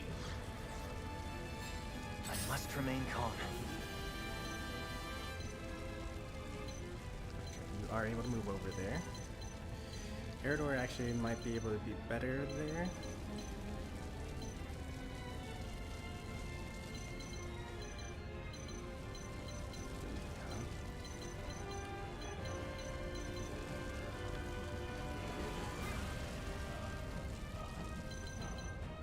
No, I can't do that. I actually have to move. I should have moved to Gila.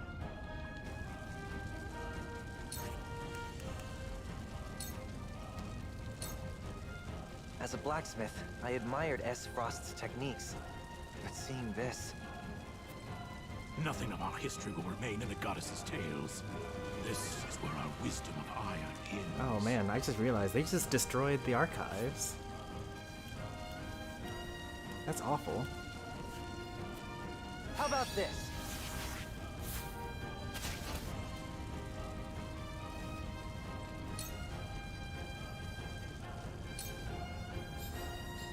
Come at me! You'll have to get through me!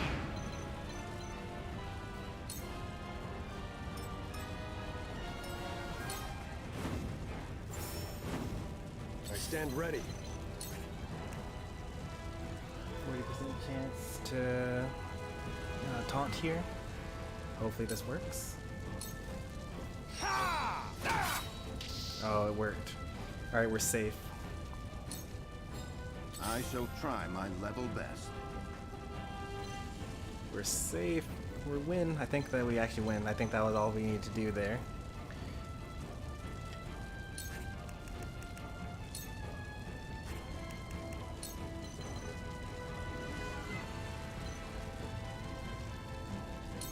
Preparation is key. Are you in need?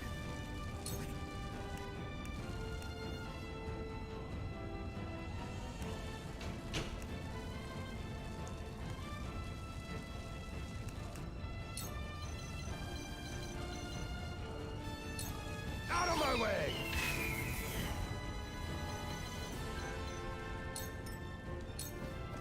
Is it my turn?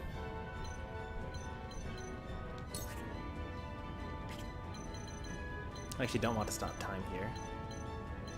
As much as I would love to, because it would kill... It actually wouldn't even kill this guy.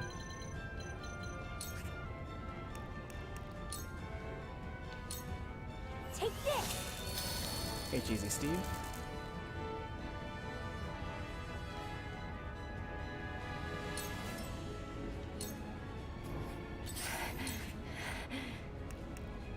Oh, because she's immobilized.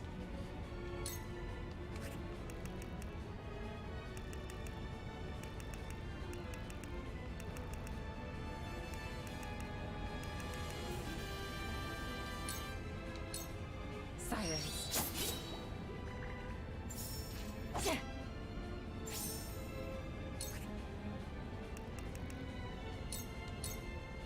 This is the end.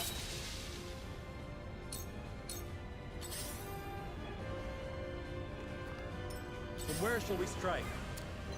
GG. I'm pretty confident at this point. The only issue is that this archer might kill Gila, but I don't think he'll be able to because Gila gets another turn. And actually, so does Yen's before the archer gets the chance to go. 1, 2, 3, 4, 7. Yeah, I think they will be fine. I'll make this quick. I'll take it from here. Oh, that's Yulia. Whoops. Let's see. Yulio needs to gift to Decimal. This is far from over.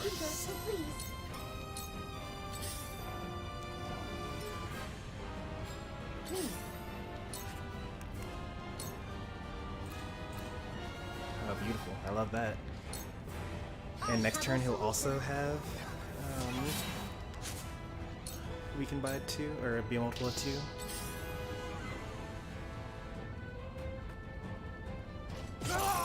Me too! Let me heal your wounds.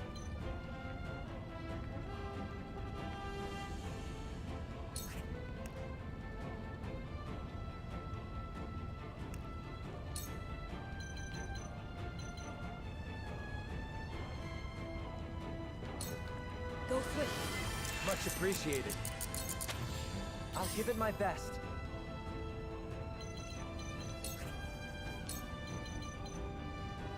86% chance to put him to turn 7.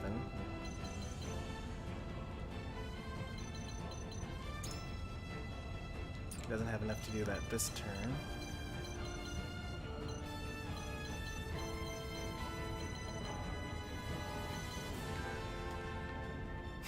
I could surmount to get a little bit closer, which is hilarious.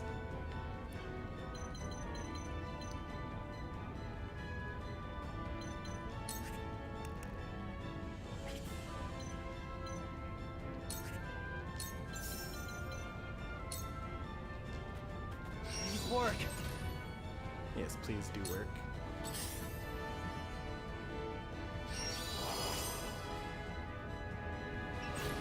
Nice, beautiful.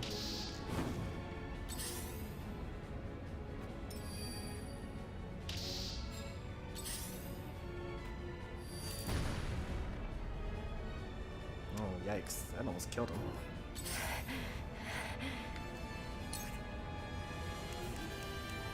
Actually can't surmount for some reason. Oh, I guess because I'm immobilized. I'm also immune. I'm not able to do that. Is it my turn? So I can have him be dead in the next turn by just giving myself, what's it called? I can also probably do my strike or whatever.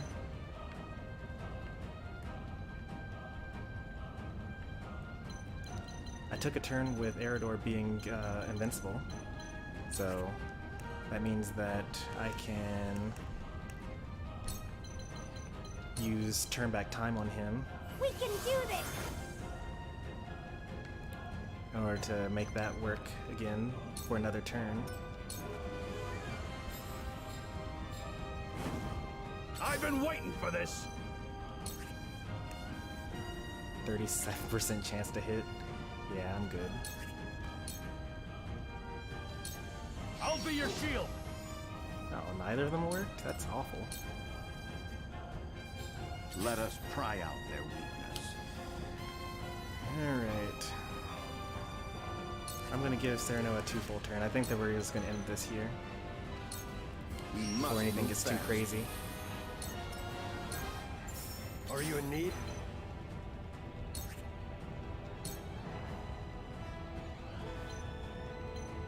No, only a... what? How awful.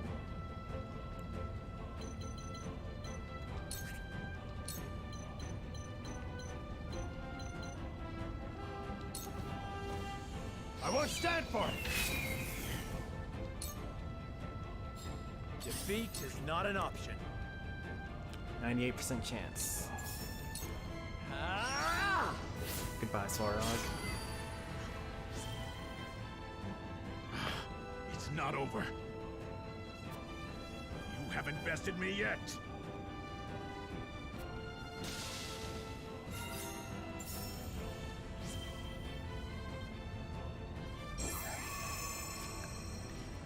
We had some scary bits in there, but it worked out, and that was actually record time. It was like less than 2 hours in.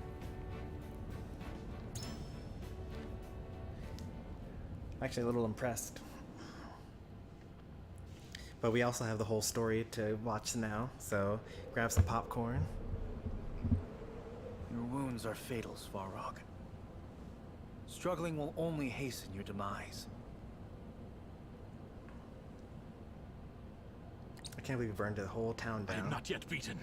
There is still fight left in my soul. Lend me your strength, Dragan. You can actually see the blood Why would dripping you go from so him. far? There's a lot of it. The future is in the hands of the ardent youth. Those words. They were Lord Dragan's. Yes. He himself was an ardent youth. He dreamed of a new era, not just for Esfrost, but all of Norzelia. He was a man of great ambitions. One who would have never wanted to see destruction like this. That's definitely true. I know the type of man Dragan was. He was my one and only son, after all. He was a brilliant boy. My pride and joy. But in the end, I was powerless to help him. Gustadolf is dead. I cannot even avenge him. I'm so sorry, my boy. My dear Dragan. All this could have been avoided with some therapy. Forgive me. And he's dead as well. Man. How powerful a father's love for his son is. What Svarog did here is unforgivable. And yet... Are you dropping frames? A little bit. We dropped like... How many is that? 5 seconds worth of frames? Over the course of some amount of time? Alright, it looks like it stopped now. I'm gonna keep on going. Don't want the final battle or the final story bits to be jittery. I must admit, I am a little jealous of Lord Dragan. As am I. My lord, the battle is won. It is now time we see to the people and damages. And damages there are. Indeed. If we split up, we can cover more ground.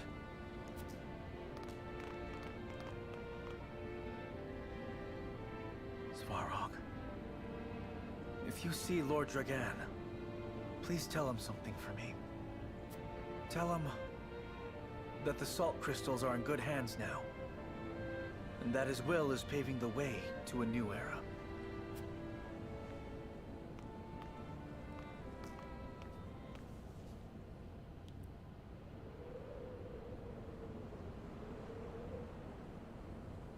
The melted iron has stopped flowing, but still, The town is in You shambles. can't even recognize the town. It's so Yes, desolated. but it would have been worse had Svarog fired the death knell on the town itself. Are you unharmed, Minister Serenoa? I am fine. And yourself? Safe and sound.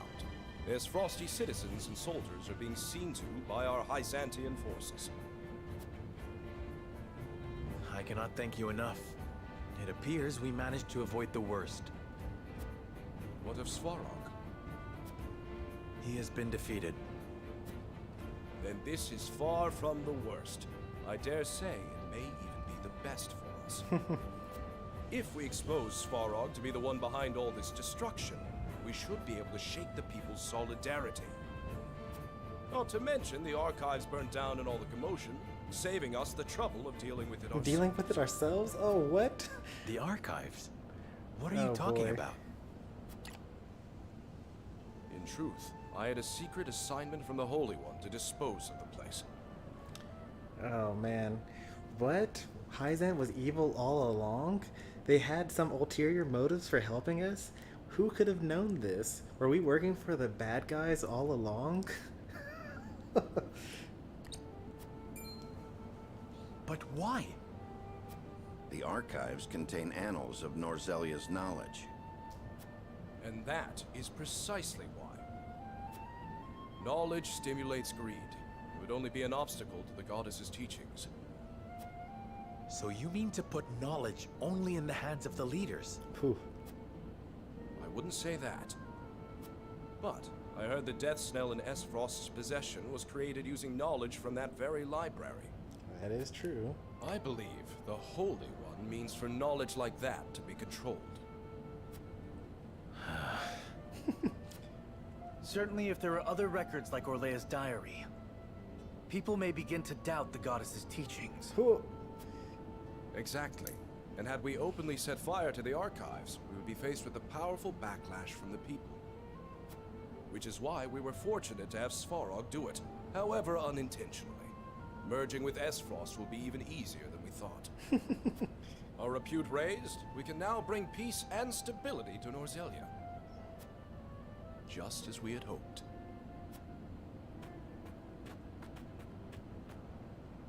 Indeed. This is the path we chose to walk. He's in denial Yes. so much. To bring peace and equality to all Norzelia. You can tell from Cyrano's voice that he's not 100% into it.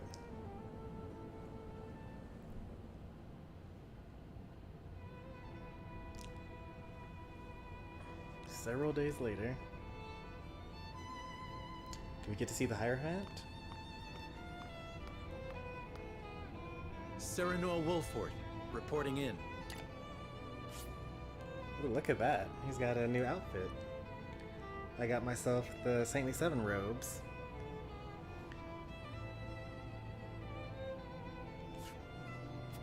Roland Glenbrook, reporting in as well. And so does Roland. He's no longer the king of Glenbrook.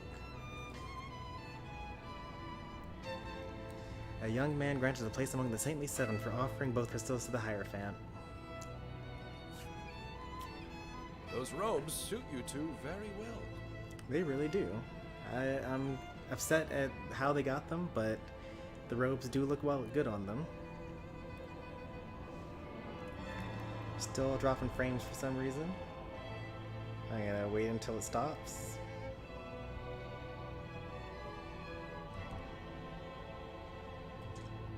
Moving on. Indeed. Almost as if you were born to be saints. We have been waiting for you. You have sacrificed much in the fight to unify Norzelia. Now the Holy One wishes to honor you both, with titles and responsibilities befitting your great deeds.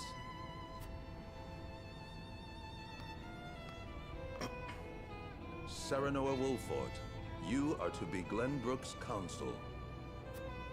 Understood.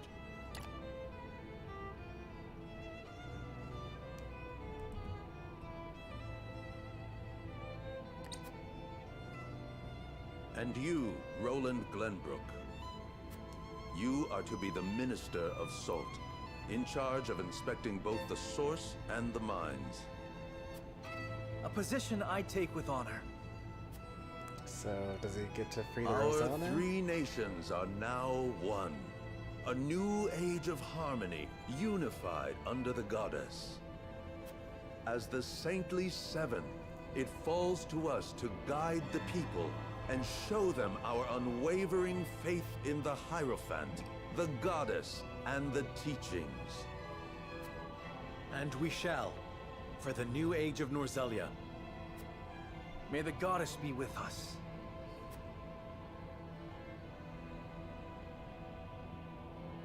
Wow.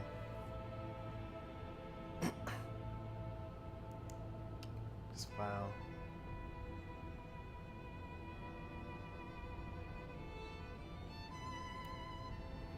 So it is that Norzelia is united under the rule of the holy state of Hyzant. Soon the teachings of the goddess spread all across the land. Oh man. Any who rebel or reject the teachings are taken prisoner and forced to labor at the source or in the mines alongside the long-suffering Roselle. Oh no. But in exchange for their freedom and faith, the goddess's believers enjoy peace and salt aplenty. Those who walk her path know happiness like never before. The river looks a little different, doesn't it? That's new. That's usually not on the map. We're usually cut off around like hereabouts.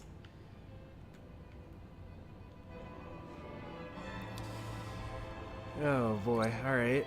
They offer daily prayers of gratitude to her for their full bellies, safe streets, and an era of calm that has come at long last. A calm that comes to be known as the goddess's blessing.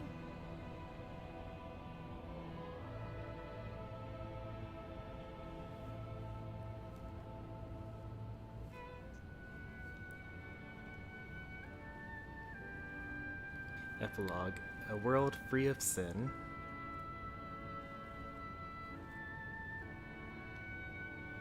A few years later. Okay.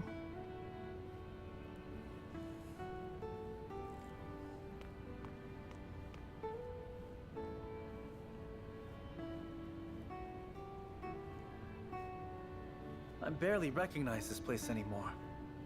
It looks Truly exactly like has Innsbruck. changed, hasn't it? There are statues of the goddess throughout the town now. And relics of the old kingdom are being torn down, one after the other. I miss it too, my friend. You needn't console me. This is all proof of the new era. We live in an age of peace now, thanks to the goddess. This is the world I dreamed of. The world we dreamed of. You did not walk your path alone. Hey, don't put me in there. No, I didn't. As the ones who shaped this world, we now have a duty to defend it. I hope I can still count on you like always, old friend. Likewise. Well, it's about time I head back to Hyzant. Allow me to see you off at least. Don't worry about me, Serenoa. I know you have your own business to attend to at the castle. Also, Very what well. happened to like I will see you again soon, Roland. Cordelia? Like, was she brought up at all in any of this? I don't think that we mentioned her at all. She was the royal princess. Was she okay with just giving up the kingdom? I guess there's not really anything for her to say because she wasn't the queen anymore, but like he hasn't talked to her sister since chapter 15. I guess since chapter 16, I should say. Oh?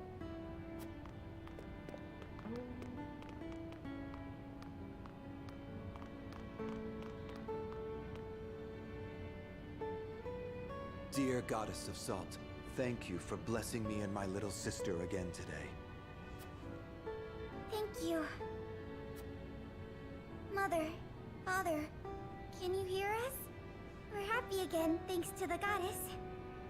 Yeah, we get to eat every day, and everyone is so nice. Because the ones that So aren't you get don't thrown in need to jail. worry about us. Just watch over us with the goddess, okay? So they're orphans. But they are still living peaceful lives. I wasn't wrong to choose this path. Even though the royal family of Glenbrook is no more. Everyone lives with a smile on their faces. And that's more than enough for me. Come on, big bro. Let's go. Her parents probably died mining salt or something, for all we know. This disgusts me. We need to start a rebellion.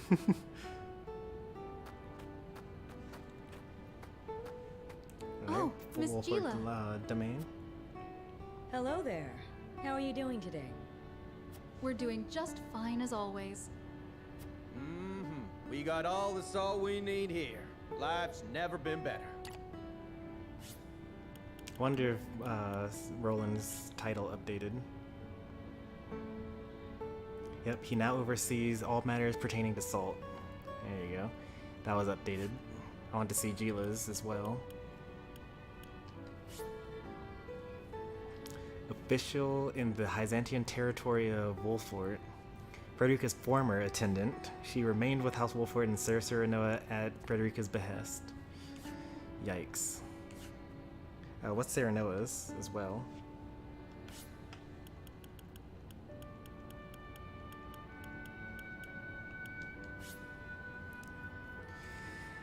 One of the Saintly Seven and a loyal servant to the goddess of salt.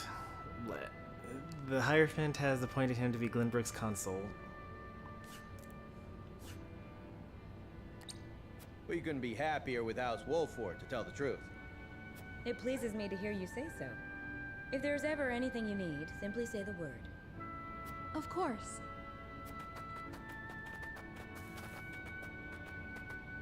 By the way, did you hear about that odd sect? You mean the nun going around spouting all that nonsense? What was it again? The teachings of Centralia? That's the one. I heard she's been talking about an endless salt mirror, claiming it to be part of Norzelia's true history. Yeah, she's telling anyone who'll listen. Truth be told, I saw her the other day. Oh, really? What was she like? Well, she didn't have any hair. Oh. But she was still a beauty. She even had several ardent followers with her. That makes sense. If she Her pink created hair her would own give her religion, away. doesn't that mean she rejects the goddess's teachings? Should we tell House Wolfort? There's no need for that. No sane person will believe that madness anyway. When I passed by, everyone around threw rocks to chase her away. But you said she had followers, which means there are still people who think that nonsense is true. Haha, you worry too much. No matter what happens, the goddess will always protect us. Oh boy.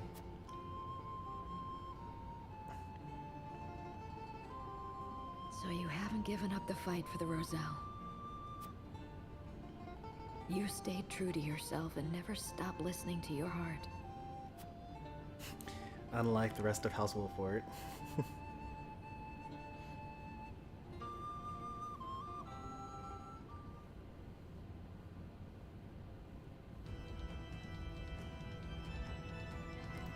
Alright, that's it. That's the end of the second playthrough. So, like, despite everything, that ending wasn't as bad as the good quote-unquote ending. Like, the ending where you try to be a good person and free the Roselle. You actually doom the entire region to an endless war, and they all die at the end. What do they call it? The era of salt and blood or something like that? Blood, salt, and fire or something like that?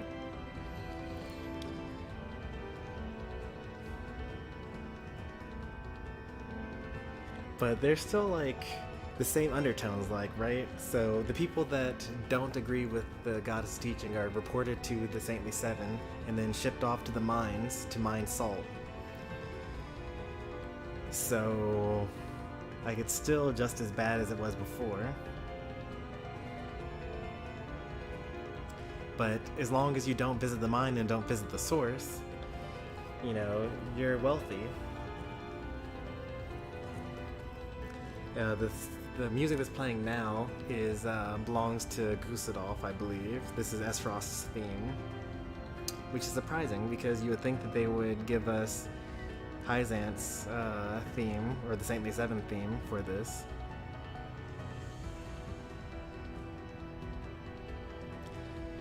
It's a pretty good playthrough though. We had some good gems. We got several new characters, including some really busted characters like Decimal and Quahog. Decimal like wasn't good until we got to the end of the game, and then suddenly he became like really good because the enemies had to travel so far to reach us, and they had such a huge height advantage that suddenly it just became better to use Decimal than to actually walk towards the enemies.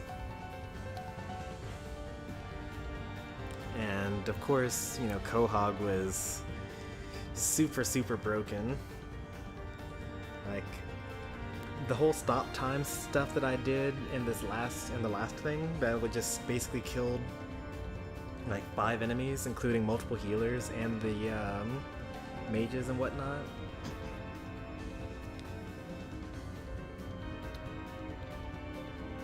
It would have been nice to have Giovanna be as good as the other two, but it is what it is. I'm pretty excited to go through the next playthrough. Also, we did manage to do this deathless, so I don't know whether I get the new item when I start the next game, or whether I have to like beat the prologue in order to do so. But we will be trying kind of speedrunning this game the next time we play it, because we don't need to see any of the cutscenes. We don't need to... well, okay, the next time we play this, we're actually going to do all of the mental mock battles.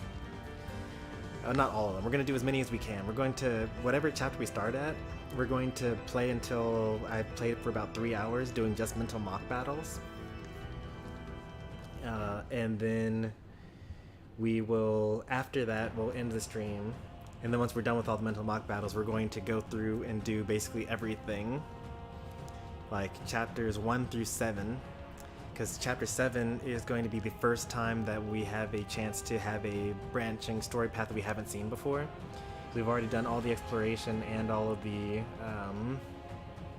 cutscene viewing, all of the character stories. We've done everything already.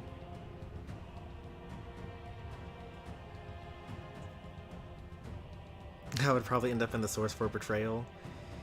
Yeah. I mean, I think that it's pretty telling that they didn't show Eredor, or like, you know, the people that had a conscience. Like, what happened to Huette? What's going on with her? What's going on with Eredor? What's Benedict doing? Yeah, well, I mean, it doesn't really matter what Anna's doing. She's just a Wolfort spy, so she'll do whatever Benedict or Serenoa is doing. Yeah, so there are a total of 30 characters in this game. I have 26 right now. I know how to get 2 of them. At chapter 15, if we go to Castle Wolfort, then we get 1 character. And at chapter 15, if we go visit... if we stay in the capital, I'm guessing we get 1. Because it'll be weird if there were like 4 paths and choosing 3 of them gives you a new character, but choosing the last one doesn't. So I think that we've gotten most of the characters that we're able to get through. So that'll be 2 of them. Then I don't know how to get the last 2 characters. Have you sent to the source for trying to blow up the goddess's statue?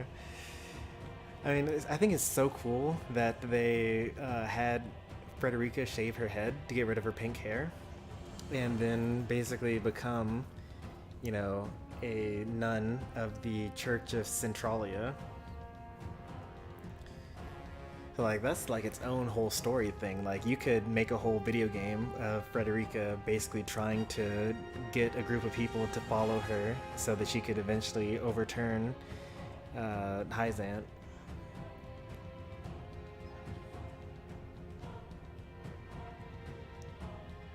Very similar to the way that you know, in the last chapter 20, when we had Benedict, where he ended up working for Gusadolf in order to secure House Wolford's safety. So basically, Gusadolf and Hyzan didn't attack Wolford at all, or Wolford Castle at least. But like, in order to do that, he basically tricked everyone. Like, Svarog was going to be killed, and like all sorts of other people were going to be killed and betrayed by their own people. By being, by paying off like, you know, the necessary people. Welcome back, Alex. I would rather drink poison wine than join the goddess's teachings. Well, this is the last time that we have to do this. We have 2 more playthroughs to go through. The next one will be pretty quick. And then there'll probably be a 4th playthrough just because there's a couple of paths that I haven't done yet. There's this concept of a golden path that I don't really understand, because I haven't spoiled myself. I haven't looked up any content for this game yet. Like, the very first time I ever looked up anything at all for this game, it immediately spoiled me as to a really important character to actually recruit. And I was like, man, this is terrible. I've avoided spoilers for like 2 months, and as soon as I look at like a basics of combat guide, it immediately spoils like a super awesome character for me. So I'm not going to look at anything else for this. When is the playthrough when we choose the units? That can be the 4th playthrough, I guess. I want the next one to be kind of a speed playthrough. Well, I guess, well, okay, no, because if I want to do the missions as quickly as possible, so I won't have you choose my units. But on the last playthrough, sure, you can pick my units. Also, for the mental mock battles, I'm going to be choosing mostly characters that aren't level 50.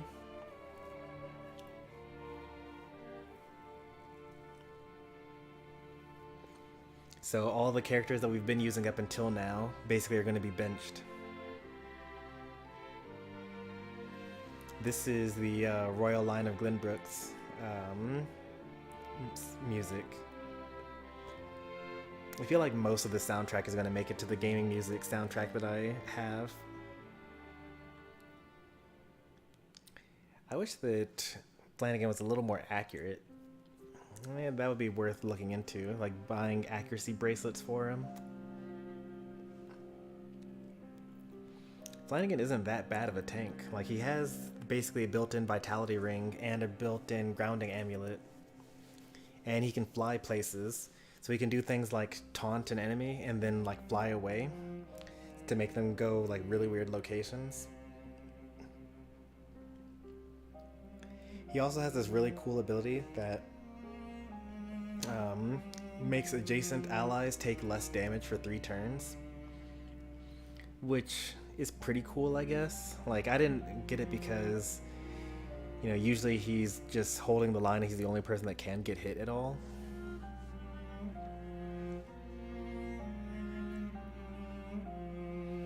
This is more of like Roland's theme, like Roland being melancholy, I guess, is what I would call this theme, more than anything.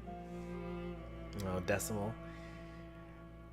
I'm so glad that I like looked into using Decimal more. He ended up being so good.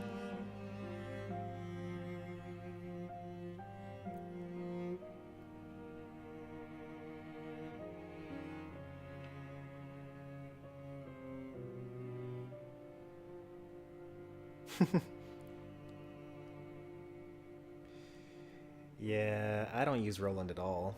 I just don't find him very useful for anything. I guess he's good at getting back attacks. I guess I'll use him more this next time. Alright, that's another one in the books. Oh boy. Goddess's statue in the town square of Whiteholm Castle. How awful.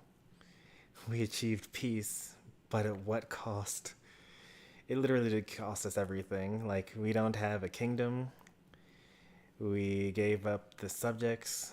We imprisoned lots of our subjects to work manual labor in the mines. We didn't free the Roselle. I mean, I feel like in no circumstance do we end up freeing the Roselle, except for the ones that we actually free the Roselle. But that was a hefty toll that we paid in order to free the Roselle, man. Like, Cyranoa died in that ending. Like, that's so much. But I wonder if for the 4th playthrough we're going to do that ending again, because there was Cyranoa ended up having like a slight glow at the end of that. So I'm wondering if he would be able to basically like have convictions that are strong enough to actually overtake Edor and not die. But probably not. I mean, if I keep on hearing these talks of this golden route, so it basically is very highly implied that there's a 4th ending to this game. I don't know whether you get the golden route by doing everything else and then beating the game. Because by the time you hit to chapter 17 on your 4th playthrough, you'll have gotten every route, but there's like more stuff at the end. Like there's only 3 endings. So we'll see. We'll see.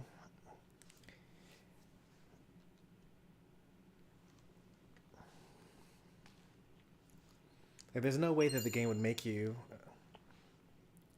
Congratulations, you have completed the game without any casualties. You have received the Plume of Immortality. Save clear data. Yes, please. Nice. So now we have...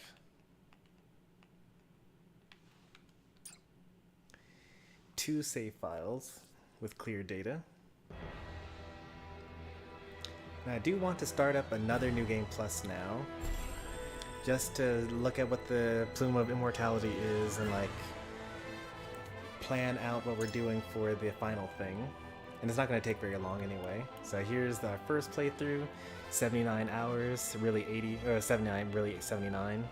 And then the next playthrough took about less, like way less actually, 65 hours, about 67.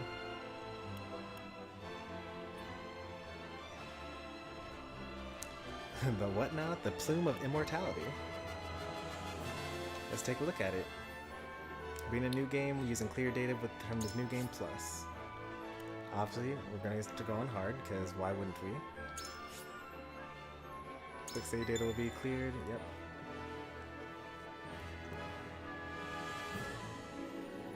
Hey there, blah. Don't spoil anything about any sort of golden route stuff. I don't know anything about it. On the faraway continent.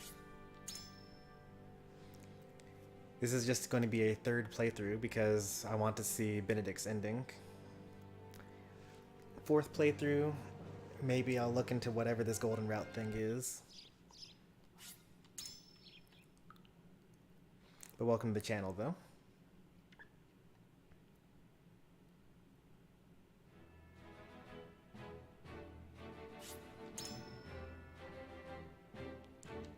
Alright.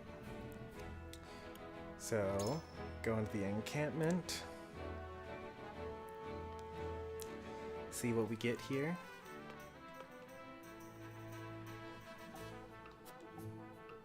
Someone's ready for a class promotion. And we get more of this stuff, but we actually don't need any of it because everyone's already completely maxed out. We don't get any new text or anything like that. We also can buy Medal of Valor as well.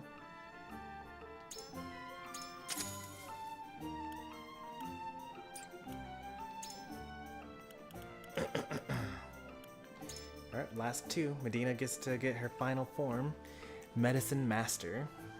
And she gets Lady Luck, which is a terrible ability.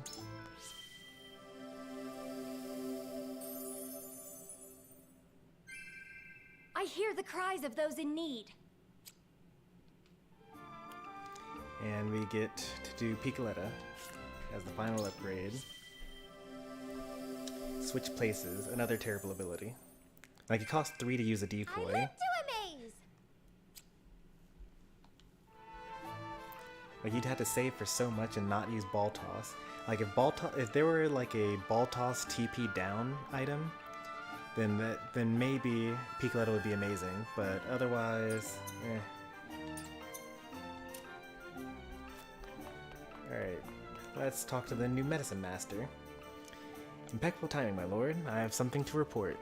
I have attained the status of Medicine Master. I aim to keep my word and see that everyone here is in good health. If you ever feel ill, see me right away.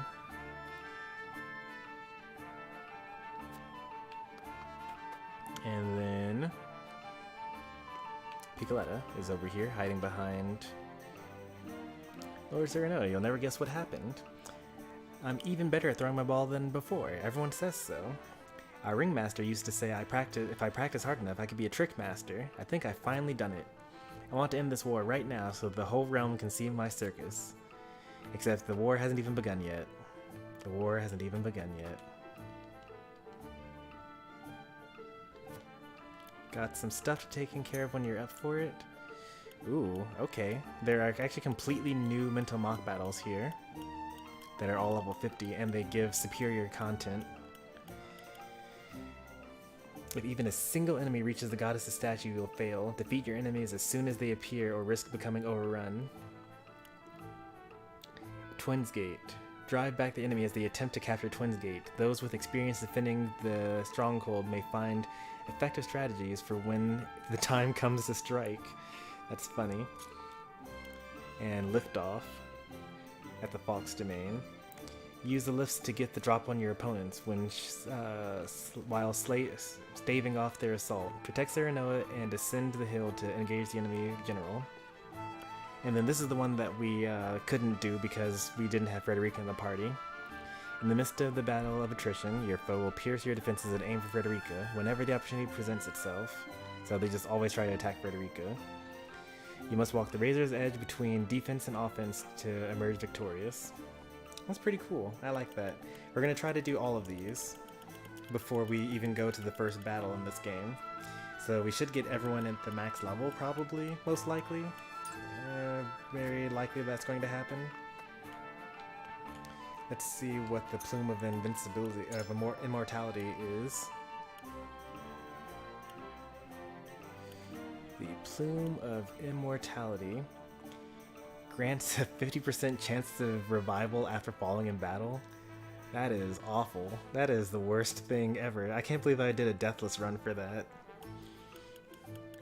Like, we have a resurrection earring which automatically revives the wearer once per... Okay, hang on a second.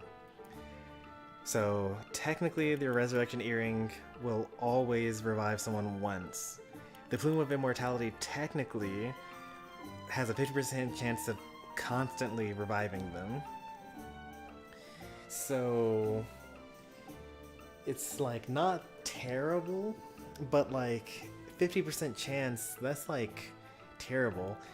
It was only like an hour ago that I missed a 6% chance to hit an enemy, and I want to drop that down to 50% chance to stay alive.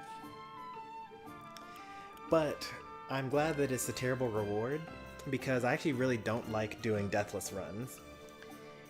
You may have noticed that I was extremely turtly that whole last playthrough, and like I basically just slowly deathballed as a group. But that's like not very interesting compared to what I did the first playthrough, which involved a lot of death and a lot of like, well, if I sacrifice this character and give people enough time, then I can do this other cool strategy that I'm thinking of.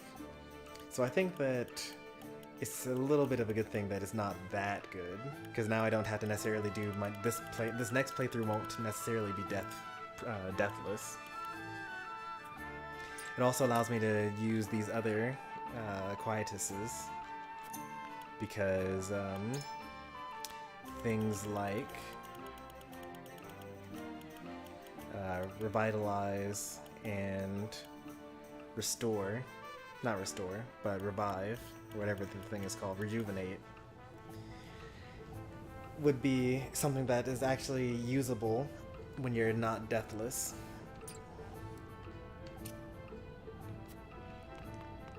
Now, if you have a character that dies and you still have 4 QP left, then you're probably playing the game wrong. But, you know, that's neither here nor there. I mean, I guess you could send someone, like, really deep into enemy territory. And then, like, let's say you throw Quahog in, right? Like, you use Quahog, you use Distorted Space to swap positions with an enemy general. So that now Quahog's, like, way deep in the enemy territory, but the enemy general is way deep in your ally territory. Quahog dies, revives with the Resurrection Earring, dies again, maybe uses the Plume of Immortality to get back 50% of the time. And then maybe he dies another time, because the enemies just keep on targeting him. Then you kill the enemy general, and then you use the Rejuvenate to get him back. Although you would probably light wave him back out after that, or use In Tandem to make him put himself out of harm's way or something. So I can't really see why you would have 4 QP and a dead ally, but you never know. Alright, so that's all that. Let's see what Lionel has here.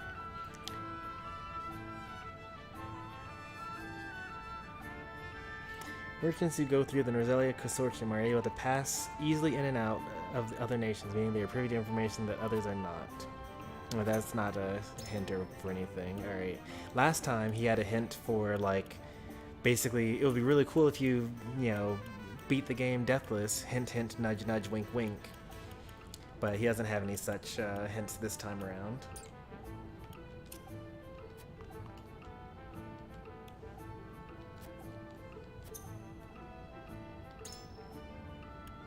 Hey, Frederica's back. Welcome back. Level 41.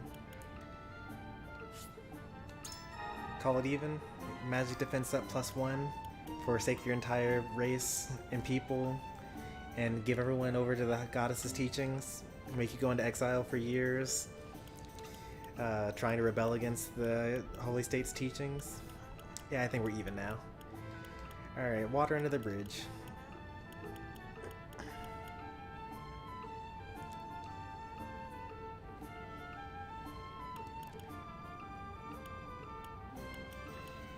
This is the playthrough where I get everyone everything. I want to be completely done with everyone's, like, weapon stuff this playthrough. Which means that we might actually farm for once. I mean, everything is going to be level 50 recommended anyway after here. So it doesn't really matter one way or the other.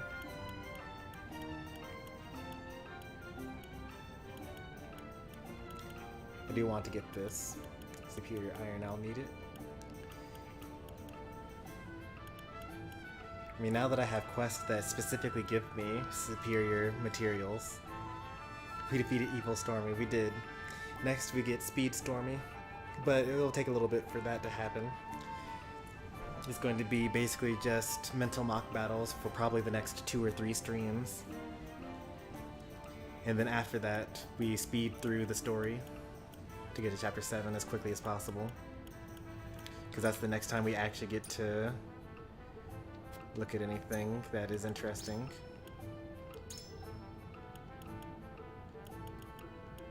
Actually, not even. Chapter 8 is actually the next time we do something interesting. Because you just go all the way through chapter 7.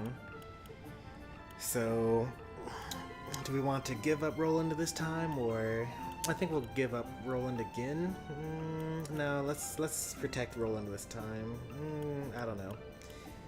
I'll ask chat probably. I'll just put it up for a vote.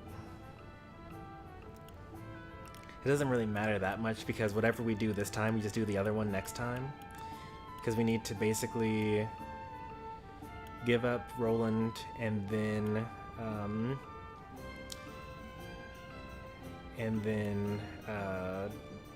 deny Silvio, or wait, protect Roland, deny Silvio, or give up Roland and go with S-Frost. I do like the idea of going with S-Frost though. Going with S-Frost that turn, and then what do we do here?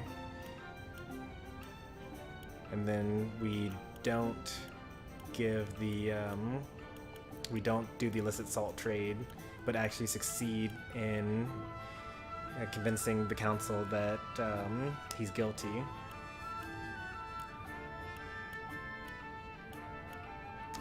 And then we've already done both of these already.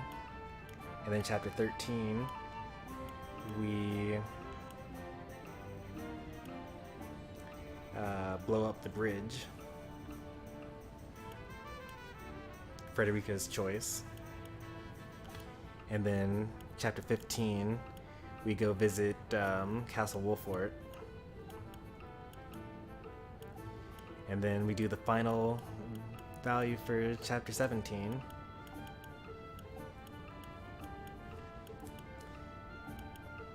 Yeah, be good with S-Frost. Yeah, that makes sense. The S-Frost route. So do all the S-Frosty things. So I'll go back to S-Frost again.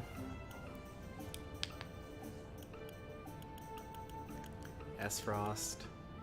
This turn, or like protect. Oh, now let's give him up actually. Yeah, so side with S-Frost here after giving Roland up and visiting S-Frost. And then don't do the illicit salt trade.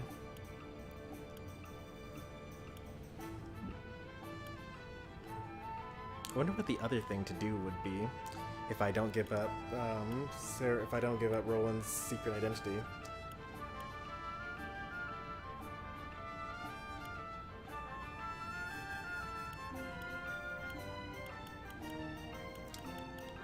It'll be pretty cool, you know, doing all this stuff. Pretty excited for it. Should be some pretty quick streams as well. Like, once we do all the mental mock battles, which should take quite a while, honestly, it's going to take a while. Especially since there are multiple level 50 missions, and each mission probably takes like an hour or two. Then we'll probably go through all of this in like a couple of hours. Because each battle will probably take like 30 minutes. Once we're doing it the fast way.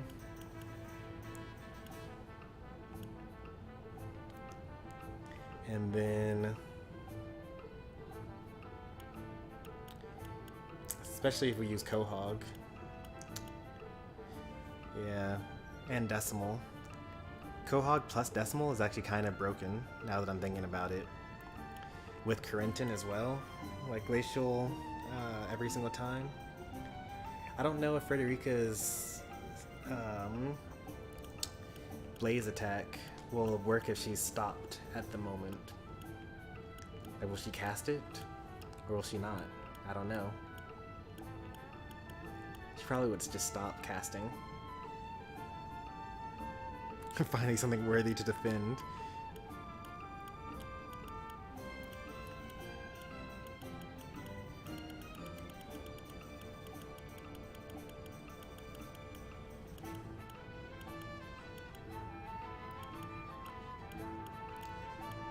Okay, I think that is pretty apparent what the golden path is.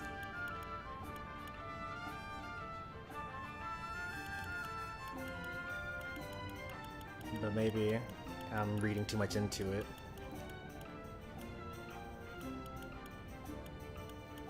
We'll see. It would be interesting to see what like an all red path or like an all whatever path is. But once we have all 3 done, then we'll do like a 4th one. And maybe I'll look up what a golden path is and then do that on stream for everyone.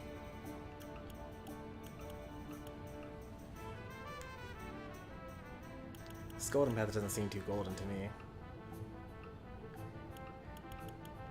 Like, you have to give up Roland and participate in the illicit salt trade. And give up the Roselle. And blow up the dam. I actually did the golden path last time. And give up the world to Hyzant.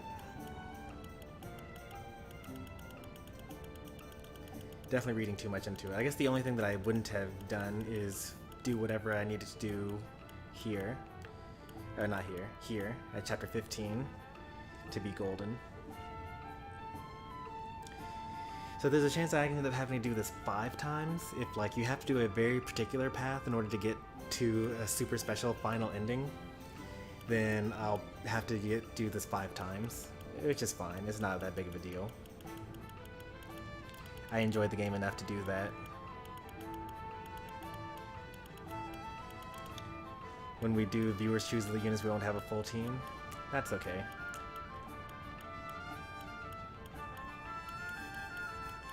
As long as it's not like Medina and Piccoletta, and that's it. I think I can honestly win with pretty much anyone, any combination of people other than just those 2 by themselves.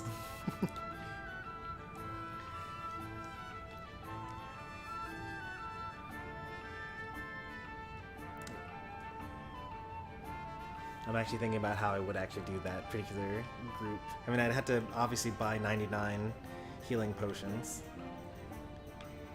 so that I could keep on giving myself TP and then just spamming decoys. Let's do exactly that then. What if I pick Piccoletta? Well, I just have to hope that I have more than 2 viewers, because if I have more than 2 viewers and you have to pick a unit, then at least I can get Medina, Piccoletta, and someone useful. I don't think Piccoletta is like terrible. I used Piccoletta a lot in the first playthrough, but I just don't think that if I only had 2 units to finish a map with, I would not put Piccoletta and Medina together as those 2 units. Like almost anyone else I could see, like I could like build for evasion and like immortality and things like that, or I at least have healing. Well, I guess Medina also has healing, but I have like magic damage with this character, and Quahog's broken, Maxwell has revive, like Travis probably isn't that good either as just like being a unit by himself, but he actually does have the ability to actually have higher defense when he's by himself. He's definitely like the bruiser type. So on your guard increases your defense or decreases damage taken when no allies are nearby. That's actually even better than defense up, because that means that his magic defense and physical defense are both equally valuable here. So if you would take like, let's say 100 damage from a magic spell, or maybe 200 from a magic spell, he would only take like, I don't know, probably 100 instead of 200. You'll never get to use Quahog in that run. That's completely reasonable. And that just makes sense. I mean, maybe I'll like make the viewers choose 2 units each or something like that. That way I can have like a minimum of 5 units. I think a minimum of 5 is also like a pretty reasonable thing to do. That way, well, that also has its own problems, right? Like, if the viewers get to choose the units, what happens when I have more than 10 viewers? More than 10 viewers on an RPG playthrough? That's funny. Yeah, I think that we're good now. We're going to save on slot number 3. This will be the playthrough that we use for our, or this will be the save slot that I use for our 3rd playthrough. Not too bad. I did enjoy today's stream. We're only at 2.5 hours, which is a pretty good record given that when we fought Edor, it took 6 hours to beat him. Now that's because it took like 4 attempts and also the Roselle keep on throwing. So I was very, very happy to not have any green units for the final match of Chapter 20, because having Exham on that map would have been really awful. He would have definitely dove directly into the enemy front line. The only way that happens if we get raided, yeah. Green units suck. I mean, without green units, wouldn't you just like easily beat everything every single time? I feel like you kind of have to have green units in order to throw, because like Otherwise, the game's too easy. Like, imagine defending Dragan, but no Dragan. You would just hole up into a corner and kill everything that gets anywhere close to you.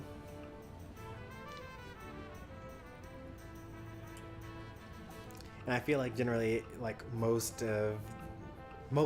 strategy games like this have that issue where, to some extent, some of the more optimal strategies is hole up in a corner and kill anything that gets close to us. Alright, before we end, let's just quickly ask chat, who do we think is MVP for the second playthrough? Last time, we only had 4 units live. Gila, Anna, Huette, and I think Serenoa, but maybe not Serenoa. I can't remember actually, but it's a trivia question, so I could look it up if I wanted to, and also I could just look at chapter 20 of my previous playthrough. Everyone says Quahog, yeah. Quahog is kind of busted. He's pretty busted, especially on that map in particular, because of the fire, and it deals 100 damage to enemies that stand on it, and you can stop time to force them to spend 3 turns on the fire, so it's just a free 300 damage, like as soon as the enemy touches the fire at all. So that's kind of broken. And then moving on to a square that also has molten iron, also has deals 60 damage. So yeah, I could see Quahog. I mean, I think that if there were a character that maybe might also be MVP, I might consider it being Yin's again. Because for one thing, putting the enemies on the lava only works because of Yin's. The ladders that we used in chapter 19, in order to like bypass having to walk through all the ice in order to fight Gusadolf. The spring traps are just like too busted. Yin's actually was the one that managed to kill Gusadolf in the end as well with the spring trap. Number 3 in terms of MVP would probably go to Eridor. When we fought Svarog at Twins Gate, or not Svarog, when we fought Sikrus at Twins Gate, Eridor actually took the entire left-hand side of the map and just kept them there for like the entire battle, while we took on I think it was just Eridor by himself with like a little bit of support from Anna, took on the entire left-hand side of the map. Meanwhile, we picked off the enemies on the right-hand side of the map, one after another, as I got closer. And then Decimal probably is up there as well, like only at the end of the game. Like in the beginning, when you start off with the high ground and the enemy has to approach you from high up, Decimal is like pretty terrible, honestly. But at the end of the game, Decimal becomes like really, really good. How many was that? So that's like Quahog's 1, Yin's for 2, Eridor for 3, Decimal for 4. I'm actually going to swap Decimal down to number 5 because Corinton, I'm going to say MVP is number 4 for this playthrough. Anna's better for so long in the map. Playthrough number 1, Anna was definitely MVP. Anna, Gila, Yin's again. Who else? Huette. And a 5th one.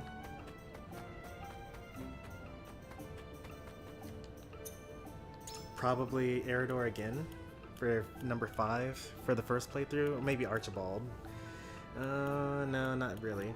I don't really remember Archibald being that impactful.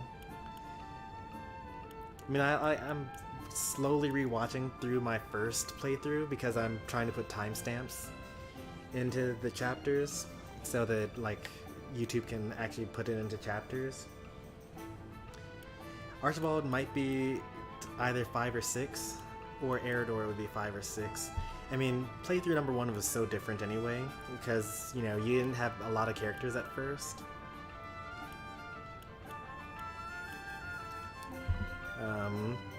So the strategies were very limiting. They were also all very low leveled. It also wasn't a deathless run. So like I mentioned before, like having a self-sacrifice and like basically putting himself like taunting so that some other damage dealer could be healed off or something like that is significant in a deathless run. Whereas in a deathless run, if someone dies, then you just restart, so like everyone's just safe all the time anyway.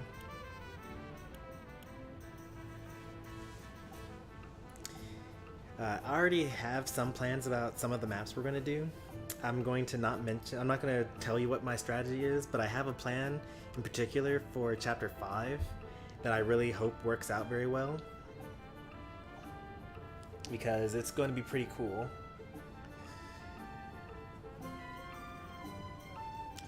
Yeah, Anna's 4th most used. I mean, there aren't very many situations where like you would say to yourself, like, this character is probably more useful than Anna. Like, Anna sometimes, like, because of her, she's very frail, and she is best used in enemy backlines, where she's very easily able to die. So, like, it's pretty risky using her. Last game, or last playthrough, or this current playthrough, the one that I just got through finishing, Chapter 17, was probably the biggest culprit of this. Like, I had Anna on the team, but like I couldn't decide whether I wanted her to like be on one side or another, so she spent a lot of time just walking from one side of the map to the other. She does have the movement bangle, that's all she has? Oh, let's upgrade that. I think that I can buy a movement item.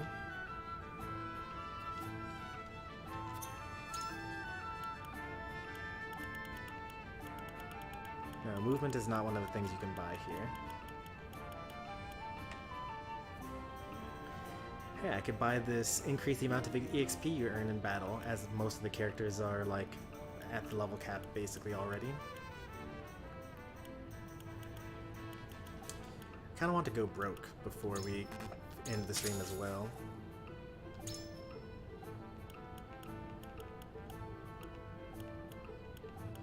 Where is Roland?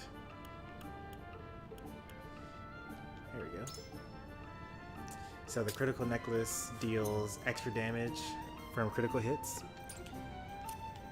But I need to check to make sure. I'm gonna do some tests on that because I'm not sure whether that will work, because Roland already has the ability to do extra damage from critical hits. I don't know if they stack. If they stack, then good. That was a good purchase. If they don't stack, then it's probably better given to Anna, probably. Back attack damage up, because technically that's a different stat than critical damage, right? So I'm not quite sure about that. I do like Anna having the movement bangled though.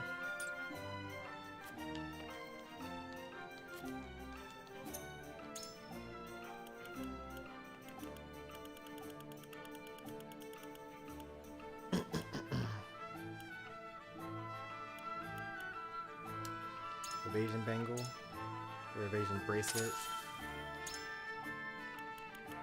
Yeah, we'll give both of those to Groma.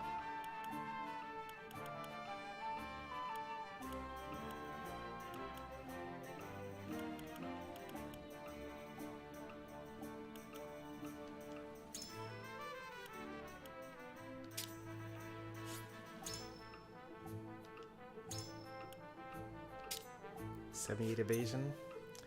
And like it even goes higher than that. Because Groma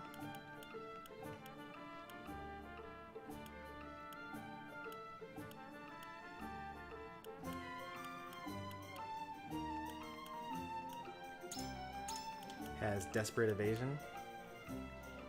So increases evasion when HP at 50% or lower.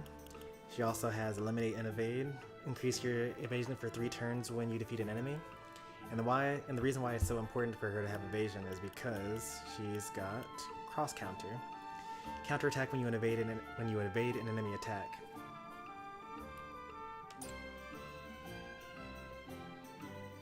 I think 78 is the highest that I've got. Anna's at 72, which is actually pretty close given that she didn't actually get any evasion upgrades. Or even has any evasion equipment. It's actually kind of crazy that Groma actually doesn't have much more evasion. Cross counter damage up is probably what I'm going to go for next for her. 5 quality iron.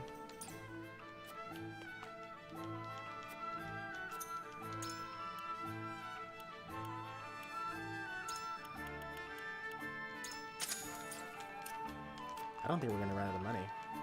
That's crazy.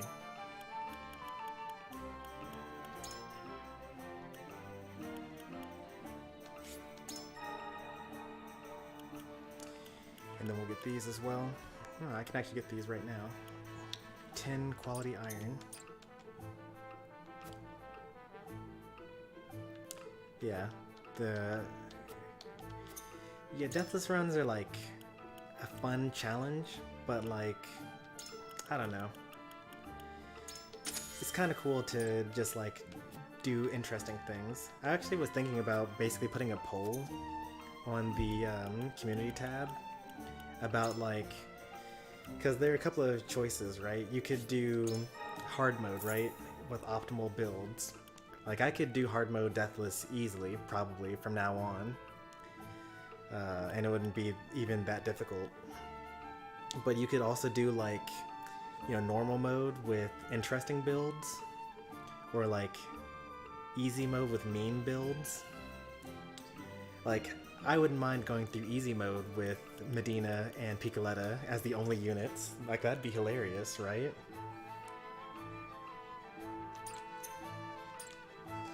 It probably wouldn't even be that difficult, but it would just be funny. Hard mode with suboptimal units. And I'm sure that I'm not using the actual optimal units, but I get what you're saying. Hard mode with meme builds. No, we're gonna be here forever. I don't have time for like that. I'm sure that you could find a channel somewhere out there that, has done Medina only, no items, hard mode, Deathless.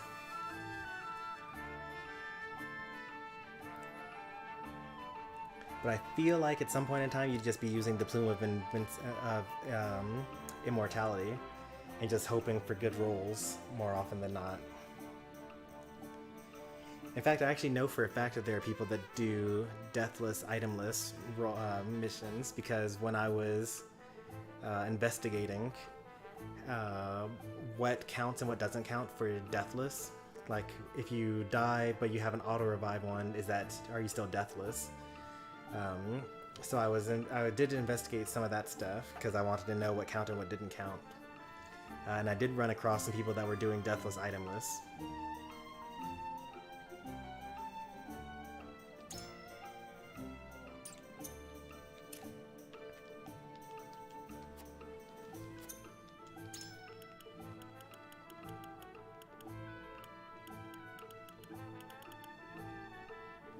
Alright, magic defense.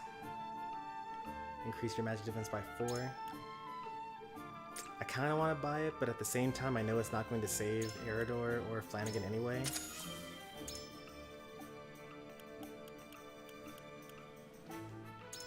It is more useful than an HP ring though. Like, what is this?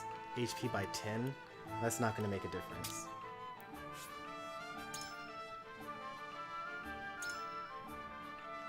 So like I can go up to 25 magic defense, which is like normal magic defense. Never mind, it was normal magic defense once upon a time. But Yin's has surprisingly low magic defense. Oh, yikes.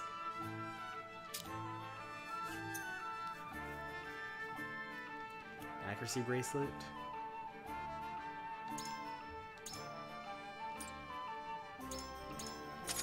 Sure, I'll get one of those. Why not? Someone needs accuracy, I'm sure.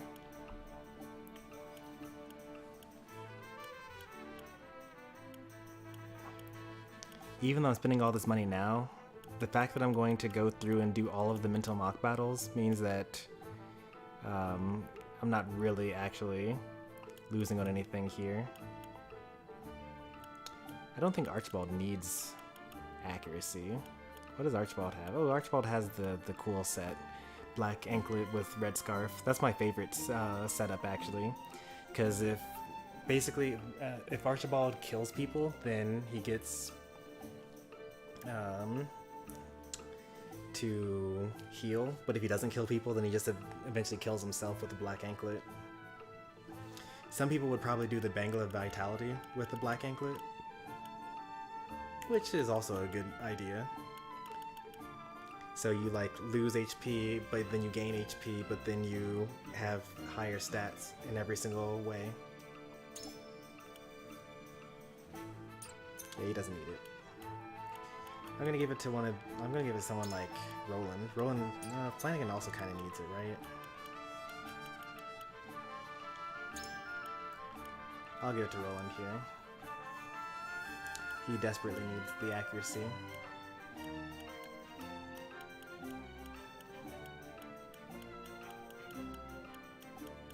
I can actually sort by accuracy, right?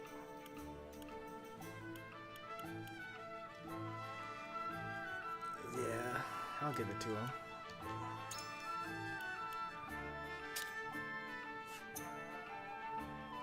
Choosing units for the next playthrough? Not really. Well, we kind of joked around about there being a situation where the viewers choose my units for one of my playthroughs. Which will probably happen. I don't mind that happening. I think it would be fun. Magic bracelet, of course. Let's get one of those. Or two of those. Give it my two magic users.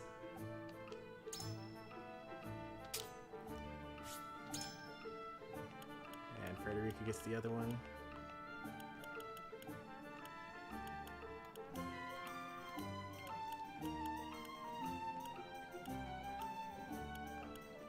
Why does Quahog have so much magic attack?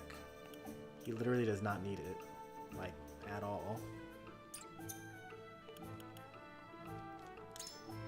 Izana actually has a lot of magic attack too. More than Frederica somehow. I guess she also has the level advantage. And I'm broke.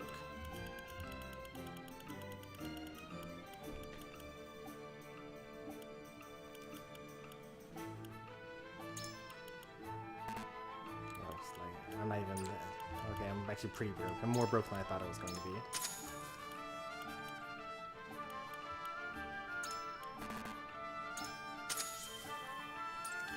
Alright. Back to broke.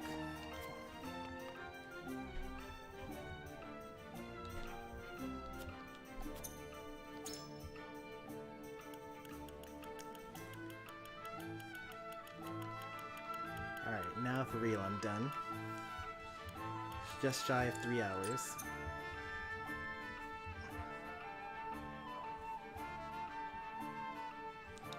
Yeah, the next playthrough, playthrough number 4, viewers will get to choose. I think that'll be fine and fun. You're beyond broke. I mean, I could buy a couple of healing potions.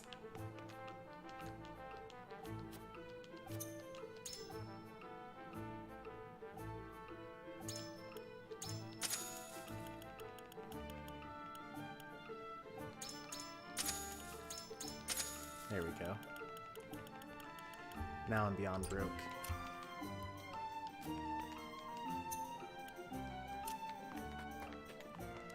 Alright, we will pick up here the next time we play this game. I don't know when that'll be. I think that I might pull something off the backlog for like a couple of weeks to fill the time. Tomorrow I do Smash After Work. Wednesday I stream the tournament sets from this most recent tournament on Saturday. Thursday Smash After Work. Friday viewer battles. Saturday's tournament day. Maybe we'll get some Pokemon Unite somewhere in there as well. I'm not quite sure. It's up in the air. I don't really plan that far ahead. So Sunday will be the next time we do something single player. Some single player content.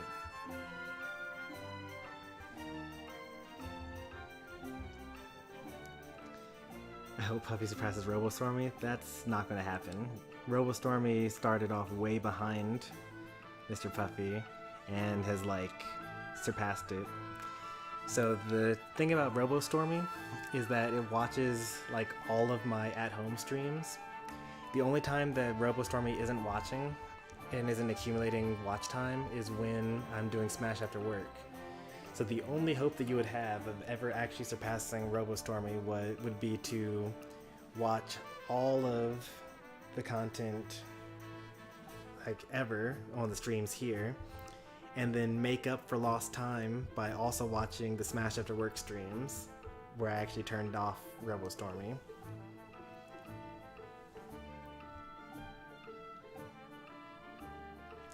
Maybe you'll surpass Mr. Puffy? I guess it depends on how much Smash I play compared to everything else.